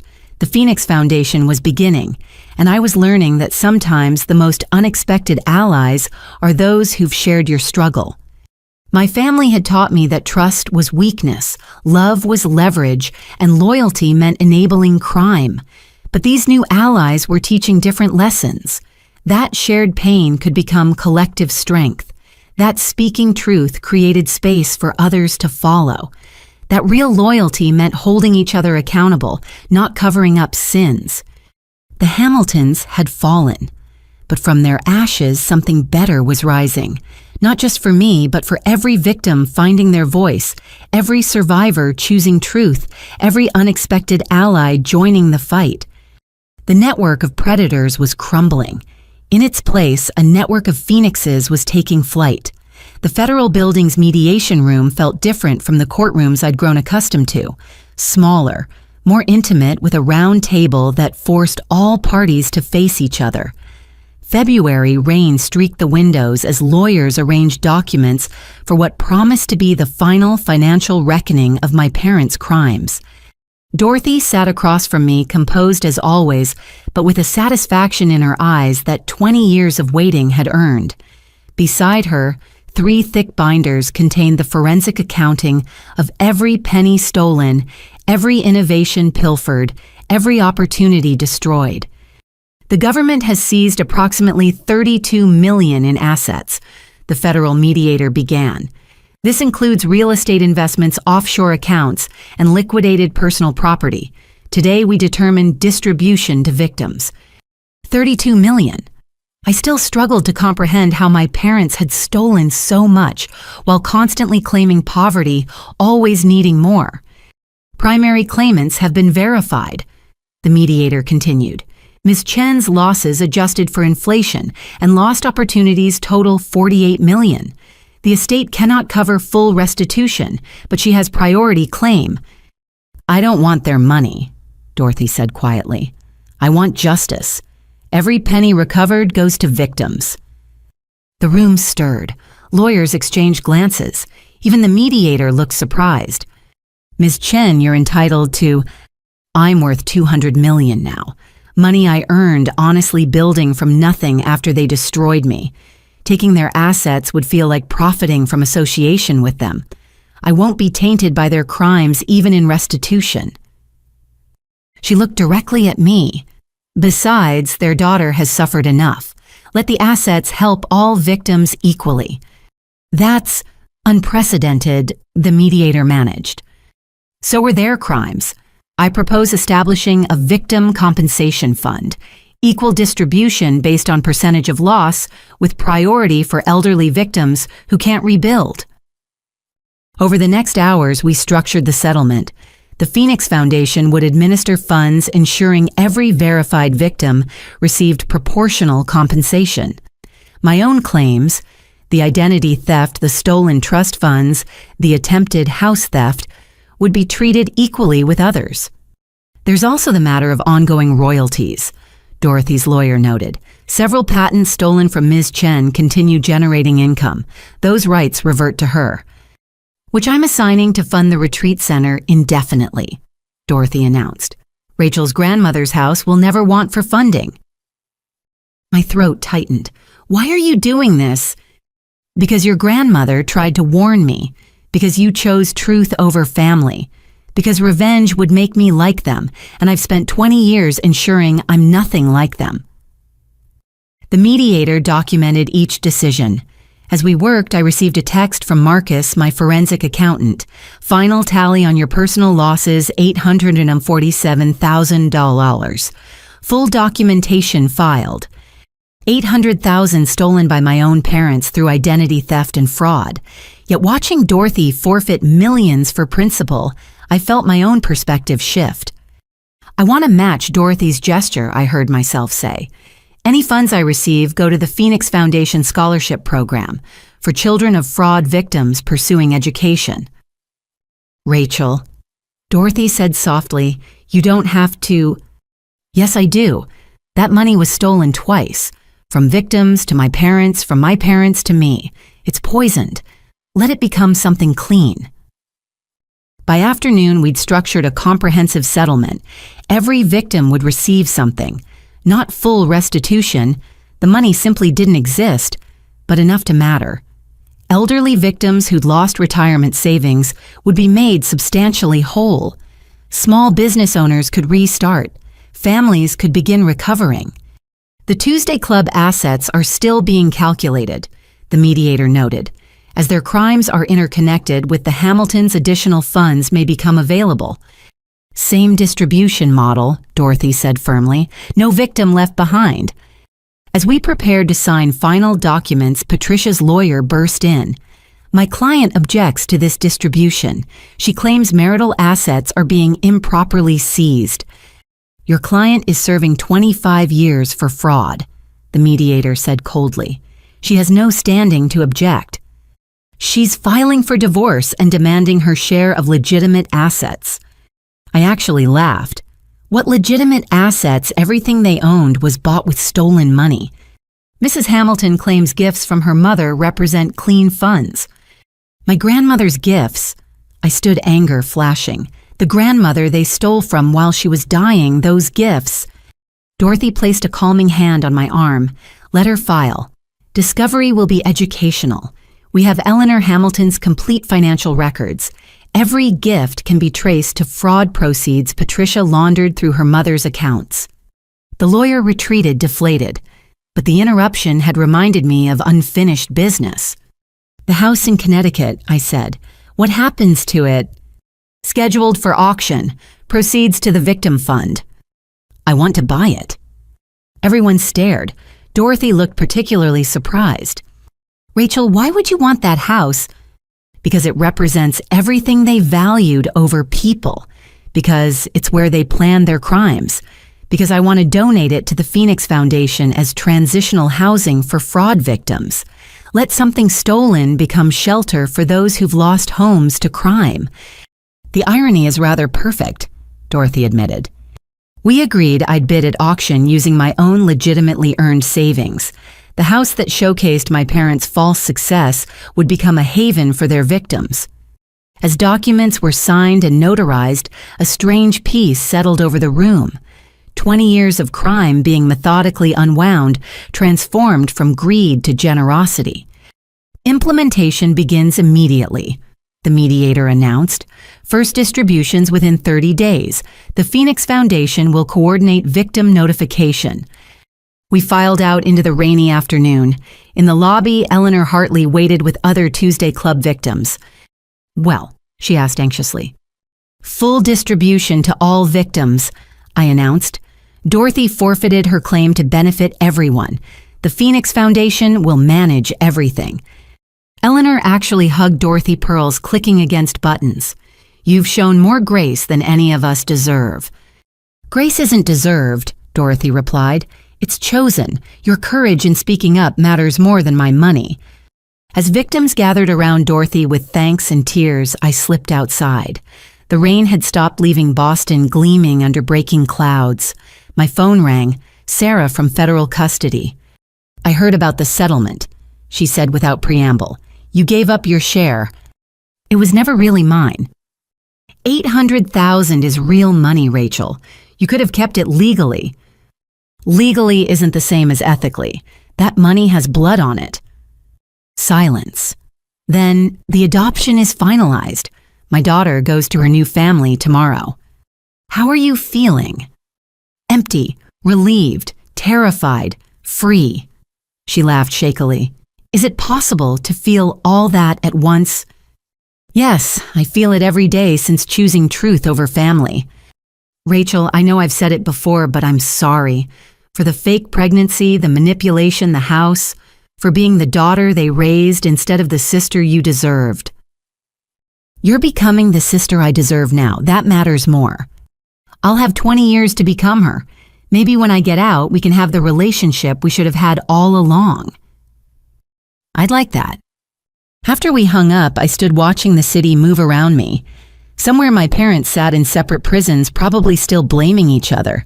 The Tuesday Club faced their own reckonings. Victims were becoming survivors.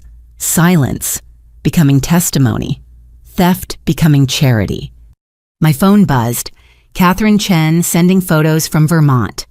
"Construction is ahead of schedule. Your grandmother's house will be ready by spring." The images showed transformation, rooms that once held family secrets becoming counseling spaces, the study where I discovered evidence becoming a legal aid office, the kitchen where grandmother taught me love becoming a communal gathering space for healing. "It's perfect," I texted back. "Your speech at the opening is scheduled, breaking cycles when family loyalty enables crime. We're expecting a full house." A speech I never imagined giving at a center I never imagined existing, funded by crimes I never imagined discovering. Yet here we were, building something beautiful from wreckage. Dorothy found me in the plaza. "You did well today. I learned from the best.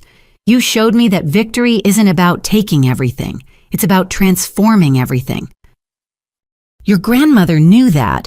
It's why she documented crimes instead of confronting them. She was building your case, not hers." We walked together through Boston's financial district, past buildings where legitimate business happened every day. My parents had mimicked these structures, creating elaborate facades of success. But facades always crumble. Truth always surfaces. Justice, as grandmother said, always finds its level. "The retreat center needs a director," Dorothy mentioned casually. "Someone who understands both sides, the betrayal and the rebuilding. Interested?" I stopped walking. "I have a career, a life here." "You have a job that no longer fulfills you and an apartment that echoes with ghosts. I've seen how you light up discussing the Phoenix Foundation. This is your calling, Rachel. Not corporate law, justice for the vulnerable." She was right. Every billable hour at my firm felt hollow compared to the work of exposing truth and enabling healing. "Can I think about it?" "Of course, but know this. Your grandmother's house needs someone who loved it honestly, who better than the granddaughter who chose truth over theft." That night, I sat in my apartment reviewing settlement documents, millions flowing from criminal coffers to victim relief, names on every page, people whose trust my parents betrayed now receiving some measure of justice. My phone rang. Louise, my aunt.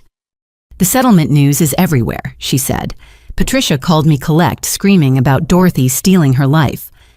Dorothy refused the money that was rightfully hers. How is that stealing? In Patricia's mind, keeping her from assets is theft. She genuinely doesn't understand why crime has consequences. She'll have 25 years to figure it out. "Rachel, I'm proud of you for standing up, speaking out, choosing justice. You broke our family's cycle of enabling. That took courage I never had." After we hung up, I made my decision. I opened my laptop and began typing. Dear partners, I submit this letter of resignation effective in 30 days. I have been offered the opportunity to direct a retreat center for victims of financial fraud. The words flowed easily. This wasn't retreat or defeat. It was advancing toward purpose. My parents had shown me how greed corrupted everything it touched. Now I would show others how truth could heal what greed had broken. By midnight, I'd accepted Dorothy's offer, submitted my resignation, and begun planning my transition. The Hamilton name so long associated with fraud would become synonymous with recovery. The settlement was more than financial. It was a settling of accounts that went beyond money to meaning. My parents had built their lives on others' losses.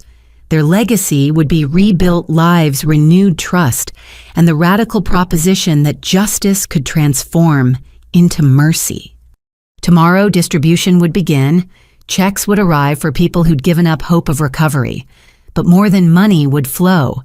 Dignity restored faith, renewed the knowledge that someone had finally said, this was wrong and we're making it right.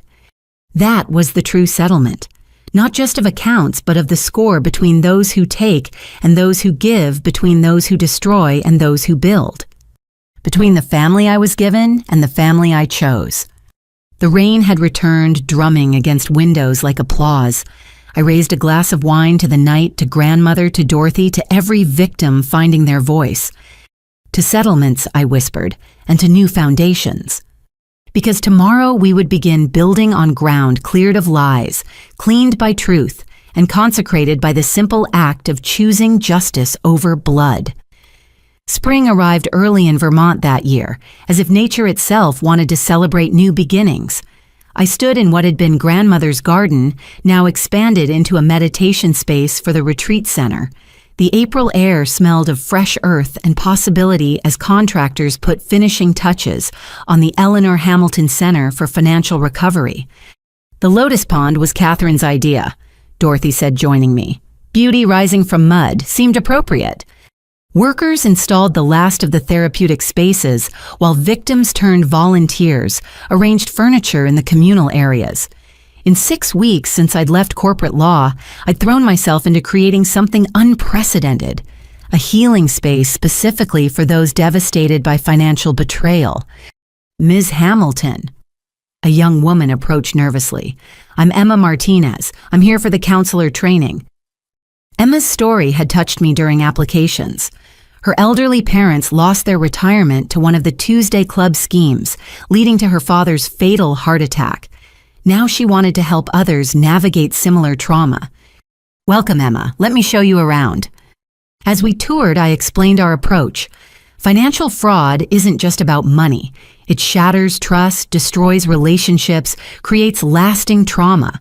We address all aspects: legal aid, financial counseling, psychological support, practical rebuilding. Like that, she pointed to a classroom where Mark Thompson, out on supervised release, taught a session on recognizing fraud tactics. Exactly like that. Who better to explain criminal manipulation than someone who participated in it? Mark had approached me about volunteering, desperate to make amends. After much consideration, Dorothy and I agreed.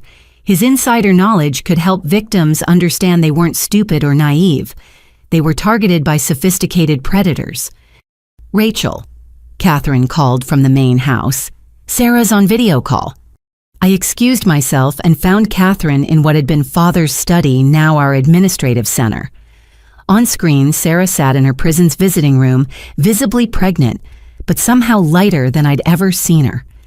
How are you feeling? I asked. Physically like a whale, emotionally clearer every day. She shifted uncomfortably. The therapy here is intense. Understanding how Mom and Dad programmed us to see crime as normal business. Any word from them? Dad writes weekly. Pages of justification and blame. I don't read them anymore. Mom. Sarah's face hardened. Mom sent a letter saying I'm dead to her, that I killed our family by confessing. Sarah, I'm sorry. Don't be. It's freeing, actually. Being dead to Patricia Hamilton means being alive to myself. She managed to smile. Tell me about the center. I want to picture something beautiful while I'm here. I gave her a virtual tour through my phone showing the transformation. Her eyes widened at each room reimagined for healing. "Grandmother would be so proud," she whispered. "You took their crime scene and made it sacred." "We all did, even you by telling the truth." 20 more years to go, she said quietly. "But my counselor says I can get correspondence degrees, maybe become a therapist myself, help other children of criminals process the mindfuck of growing up in those homes." After we disconnected, I sat in the quiet room processing my sister's transformation. Prison was breaking her down to build her up, something our parents' comfortable Connecticut life never could have done. "Ms. Hamilton." Mark stood in the doorway. "Class finished. Thought you should know. We had a breakthrough. Mrs. Chen from the Tuesday Club finally admitted she wasn't stupid for trusting your parents. First time she's shown herself any compassion." "Progress," I murmured. "Thank you, Mark." He shifted uncomfortably. "I know I can never make up for what I did, but if my experience helps one person avoid being victimized, then your debt begins to balance. Keep doing the work." As he left, Dorothy entered with a thick folder. "Final inspection reports. We're cleared to open next month." "May 15th, I confirmed, grandmother's birthday. "The press wants statements. Several documentary crews have requested access. The Phoenix Foundation's work is attracting national attention." "Let them come. The more light we shine on financial fraud, the harder it becomes for predators to operate in shadows." We spent the afternoon reviewing opening ceremony details. Victims would share testimonies. Survivors would offer hope. Even Judge Hartley would speak about complicity and redemption. "There's one more thing," Dorothy said carefully. "Your mother has been sending letters to Phoenix Foundation board members, claiming the center is built on lies that she's the real victim. From prison, she has allies. A few Tuesday Club members who've maintained innocence are amplifying her message. They're calling it a witch hunt, saying we're destroying innocent families over financial misunderstandings." I felt the familiar anger rise, then breathed it away. Let them. Every letter they send proves they've learned nothing. Meanwhile, we keep building. That evening, I walked alone through the house, remembering. Here grandmother had taught me honesty. There my parents had planned their crimes. Each room held dual histories, love and betrayal, trust and theft. My phone rang. Louise. "I wanted you to know," she said, "I've been accepted to the first retreat. After staying silent about Patricia's crimes, I need to process my own complicity." "Louise, you were victimized too." "I was both, victim and enabler. That's what your center addresses, isn't it? The complex reality that we're rarely purely innocent or guilty." "Yes, that's exactly what we address." "Good, because I'm not the only family member coming. 3 cousins, an aunt, 2 family friends. We all need to understand how we let it happen." After we hung up, I stood in grandmother's bedroom, now a quiet room for reflection. The window seat remained overlooking gardens, where healing would happen. On the wall hung her portrait, not the formal one from the Connecticut house, but a candid shot of her gardening dirt on her hands and joy on her face. "We did it," I whispered. "Turned their crime scene into your vision of grace." A knock interrupted. Emma Martinez stood nervously at the door. "Sorry to bother you, but I wanted to thank you for accepting my application despite my lack of formal counseling experience. Experience comes in many forms. You live this trauma. That matters more than degrees." My mother wants to attend the opening. She hasn't left the house since Dad died, but she says maybe it's time. Maybe seeing others who survived what we survived. She's welcome. Healing happens in community. Emma left with tears of gratitude. I remained thinking about the ripples of redemption. My parents' crimes had devastated hundreds. But from that devastation, thousands might find healing. The mathematics of justice weren't simple. One act of evil creating multiple acts of good. My phone buzzed, a news alert. Tuesday Club trials begin, largest white-collar crime network in state history. The investigations Dorothy and I had sparked were bearing fruit. Every Tuesday club member faced charges. Their interconnected crimes created a RICO case that would dismantle high society fraud rings nationwide. But I was done with courtrooms. My work now was here in grandmother's house, creating what my parents had tried to destroy, a place of truth and trust. Catherine appeared with tea, ready for tomorrow's training session. 12 counselors, 8 financial advisors, 6 attorneys, all volunteering their time. Plus support staff security maintenance, a full team dedicated to healing. She smiled. Your grandmother would say we've planted good seeds. Now we tend the garden. We sat in comfortable silence, planning final details. Tomorrow would bring new challenges.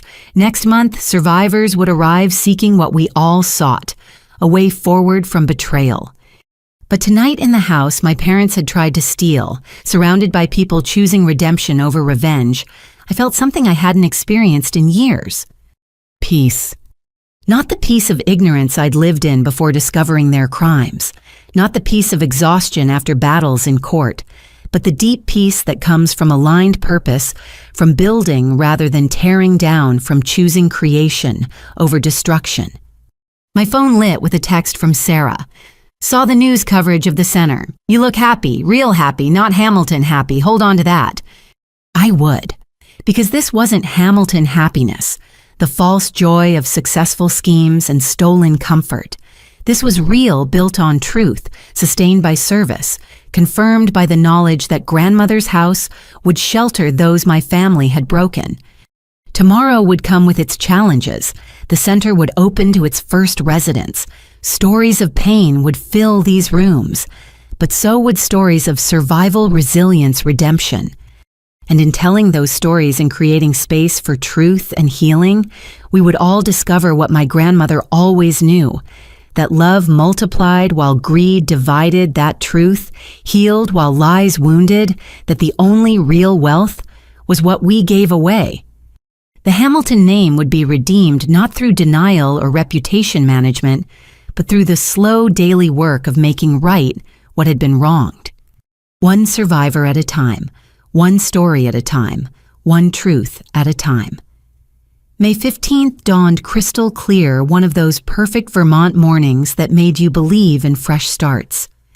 I stood on the porch of the Eleanor Hamilton Center, watching cars fill the parking area we'd carved from grandmother's old hayfield. Today, on what would have been her 92nd birthday, her house would officially become a beacon of hope. 3 news crews, 2 documentary teams, and over 200 registered guests. Catherine reported, clipboard in hand. Ready. As ready as anyone can be to publicly discuss their criminal family, I said, smoothing my dress. I'd chosen blue, grandmother's favorite color. The garden overflowed with people. Survivors who'd found strength through the Phoenix Foundation, volunteers who donated countless hours, financial professionals offering pro bono services, even some Tuesday Club victims ready to begin their healing journey. Dorothy took the podium first, elegant in silver gray. 20 years ago, I lost everything to sophisticated criminals who happened to be someone's parents, someone's spouse, someone's grandparents. I rebuilt alone in silence, believing justice would never come. I was wrong. She spoke of patience, of resilience, of the moment she learned Thomas and Patricia Hamilton had been arrested. But this isn't about punishment. It's about transformation. Their daughter chose truth over blood integrity, over inheritance. She proved that we aren't doomed to repeat familial patterns. When my turn came, I faced the crowd with steady hands but racing heart. Among familiar faces, I spotted unexpected ones. Louise in the 3rd row, several cousins who'd been silent during the trials, even Mrs. Morrison, my 3rd grade teacher who'd always said I was nothing like my parents. My name is Rachel Hamilton, I began. Daughter of convicted felons, granddaughter of Eleanor Hamilton who loved honestly in a house built on lies. Today we reclaim that house for truth. I told our story completely. The golden childhood funded by theft, the slow realization of family corruption, the choice between enabling and exposing, the cost of choosing justice. People ask if I regret testifying against my parents. I regret that it was necessary. I regret their victims suffered for decades. I regret my silence before finding courage, but I don't regret choosing truth. I paused finding Sarah's counselor in the crowd. She was recording this for Sarah to watch from prison. My sister sends her love and support from federal custody. She wanted me to read something. I unfolded Sarah's letter. I won't be free for 20 years, but I'm freer in prison than I ever was in our family home. Because I finally admitted the truth. We were raised by criminals who taught us crime was clever business. To everyone listening who grew up in similar homes, it's not your fault. But once you know better, silence becomes complicity. Choose truth. Choose healing. Choose to break the cycle. Applause rippled through the garden. Sarah, the golden child who'd lost everything, had found her voice. This center, I continued, offers what my family stole: trust, dignity, and the resources to rebuild. We provide trauma counseling, legal aid, financial guidance, and community support. But most importantly, we provide validation that financial fraud is real violence with lasting wounds. I introduced our team: Mark Thompson teaching fraud recognition, Emma Martinez leading support groups, Judge Hartley coordinating legal services, each person a testament to redemption's possibility. My grandmother left me this house hoping I'd see through family lies to deeper truths. It took 32 years, but I finally have. The truth is, family isn't blood, it's choice. We choose who deserves our loyalty. We choose whose values to embrace. We choose whether to enable or expose wrongdoing. I looked directly at Louise and my cousins. To my blood relatives here today, seeking healing from our family's crimes, welcome. Your courage in acknowledging truth honors grandmother's memory more than silence ever could. The speech concluded with practical information about services, support groups, and resources. As I left the podium, the crowd rose in standing ovation. Not for me, but for the principle that truth trumped blood, that healing was possible, that cycles could be broken. The rest of the day blurred with activities: tours of the facilities, testimonials from Phoenix Foundation recipients, workshops on recognizing fraud, rebuilding credit processing betrayal. The house hummed with purposeful energy. I found a quiet moment in grandmother's former study, now a library of resources for survivors. Through the window, I watched people connecting in the garden, sharing stories, finding community. "Proud of you, kid," a gruff voice said. I turned to find Sheriff Thompson, the officer who'd arrested my father. He looked uncomfortable in civilian clothes. "Sheriff, what brings you here?" "Retirement partially, but also..." He shifted awkwardly. "My brother got taken by a Tuesday club scheme, lost his hardware store, had a breakdown. Been too proud to seek help until he saw your news coverage. You speaking out gave him permission to admit he needed support." "Is he here?" "In the financial counseling workshop. First time he's smiled in 2 years hearing he's not alone." Thompson cleared his throat. "Your grandmother would be real proud. You took a crime scene and made it holy ground." As evening approached, the formal program ended, but people lingered. Support groups formed spontaneously. Contact information was exchanged. The healing community we'd envisioned was manifesting organically. Dorothy found me on the porch as sunset painted the mountains gold. "Successful launch," she said simply. "Beginning of a long journey. All journeys begin with single steps." She handed me an envelope. "This came for you. Correction facility return address." My mother's handwriting. I'd received dozens of her letters, all variations on the same themes: betrayal, manipulation, denial. I usually threw them away unopened, but something made me read this one. "Rachel, I watched news coverage of your opening ceremony from the prison library. You stand there in my mother's house surrounded by our supposed victims painting us as monsters. Do you feel righteous? Do you feel superior? You were nothing before us. We gave you everything: education opportunities, connections. Now you bite the hand that fed you, aligning with that Chinese woman who destroyed our business. But I know something you don't. Your perfect Dorothy Chen isn't innocent. She stole our ideas first. We simply took back what was ours. Someday the truth will surface and you'll realize you chose the wrong side. Until then, know this. You're no longer my daughter. My mother would be ashamed of what you've become.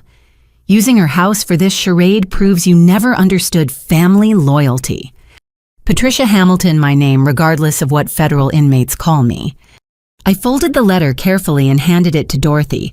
She read it with no change in expression. Still playing the victim, she observed. Still convinced she's justified. Prison hasn't taught her anything. Did you steal their ideas first? I asked directly. Dorothy smiled. Your parents had no ideas to steal. They had connections, charm, and endless greed. I had innovation, work ethic, and naive trust. They took everything worth taking. I rebuilt with wisdom earned through loss. She'll never accept responsibility. No, but Sarah has. You have. Mark is trying. Louise is learning. That's how cycles break, one person at a time, choosing accountability. We watched the last guests leave, taillights disappearing into gathering dusk. The center would officially open to residents next week. 12 women, all survivors of financial fraud, would begin intensive healing programs. My phone rang, Sarah calling from prison. I watched the whole thing, she said, voice thick with emotion. You were perfect. Grandmother would be crying happy tears. How are you feeling? Proud. Sad I can't be there. Grateful you're doing this. A pause. My daughter's adoptive parents sent photos. She's beautiful, Rachel. Healthy, loved, surrounded by people who'll never teach her that crime is clever. Any regrets? Only that it took federal prison to break me free from their programming. But my counselor says that's common with cult survivors. It takes complete separation to see the dysfunction. Cult.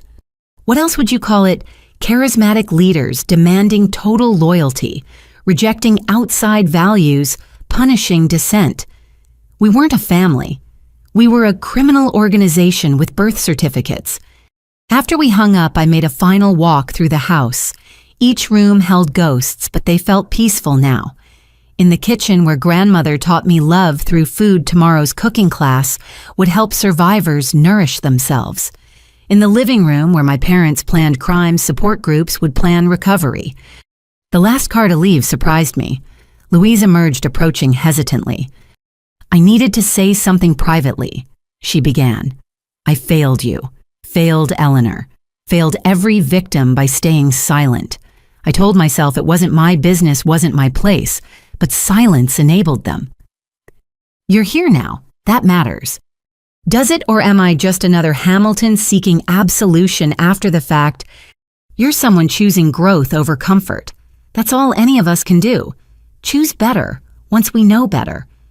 Louise hugged me, tears flowing. Your mother's wrong. Eleanor would be so proud.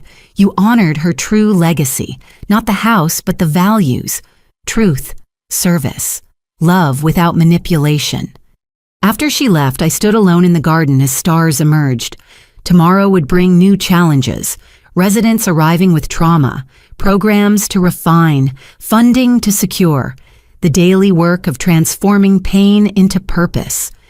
But tonight I felt the satisfaction of promises kept, to grandmother who'd trusted me with her home, to Dorothy who'd shown me that revenge wasn't the only response to betrayal, to every victim who'd been told their financial assault wasn't real violence. My phone buzzed with a final text from an unknown number. Ms. Hamilton, this is Thomas Barnes, your father's former cellmate. He asked me to tell you he's proud of what you've built, even if he can't say it himself. He's starting to understand what he lost by choosing crime over family. Maybe there's hope for him yet. Don't give up on people's ability to change. Sometimes it just takes losing everything to see what really mattered. I stared at the message, feeling something shift. Not forgiveness. That would take more time and genuine accountability from him, but perhaps the beginning of possibility. If Sarah could transform in prison, if Mark could teach against fraud, if Louise could acknowledge complicity, then maybe... No. I wouldn't hope for my parents' redemption, but I wouldn't close the door either. The center would remain open to all who genuinely sought healing, even those who'd caused the harm. Because that was grandmother's greatest lesson, that love wasn't endorsement, that boundaries weren't hatred, that you could reject someone's actions while leaving space for their potential transformation. The porch light attracted early season moths, circling endlessly toward illumination, like all of us perhaps, drawn to light, sometimes burning ourselves, but unable to resist the pull towards something brighter than darkness. I turned off the lights and locked the door. Tomorrow the real work began. Tonight I'd accomplished what seemed impossible years ago. I'd reclaimed our family home for love instead of lies, service instead of schemes, truth instead of theft. The Eleanor Hamilton Center for Financial Recovery was officially open, and with it hundreds of paths to healing that my parents' greed had tried to close forever. But greed, I'd learned, was ultimately weaker than grace. Lies crumbled while truth endured, and sometimes the most profound revenge was refusing to perpetuate cycles of harm, choosing instead to build something beautiful from the wreckage. As I drove away, I saw the house in my rearview mirror, solid and welcoming against the night sky. No longer a crime scene, but a catalyst for recovery. No longer my grandmother's house or my parents' target, but a community's resource for rebuilding after betrayal. I smiled, thinking of grandmother's favorite saying, "Plant good seeds, tend them faithfully, and trust the harvest." The seeds were planted, the tending had begun, and judging by today's turnout, the harvest would be abundant, beyond imagining. If you've experienced financial betrayal by family or friends, know that your pain is real and healing is possible. Share your story in the comments below. Your courage might help someone else break their silence. Please like this video if it resonated with you, subscribe for more stories of triumph over family dysfunction, and share with anyone who needs to hear that choosing truth over toxic loyalty is the beginning of freedom, not its end. Thank you for joining Rachel's journey. Remember, family isn't about blood. It's about who shows up with integrity, accountability, and genuine love. Until next time, may you find the courage to choose truth over comfort healing, over hiding and authentic connection, over obligatory loyalty.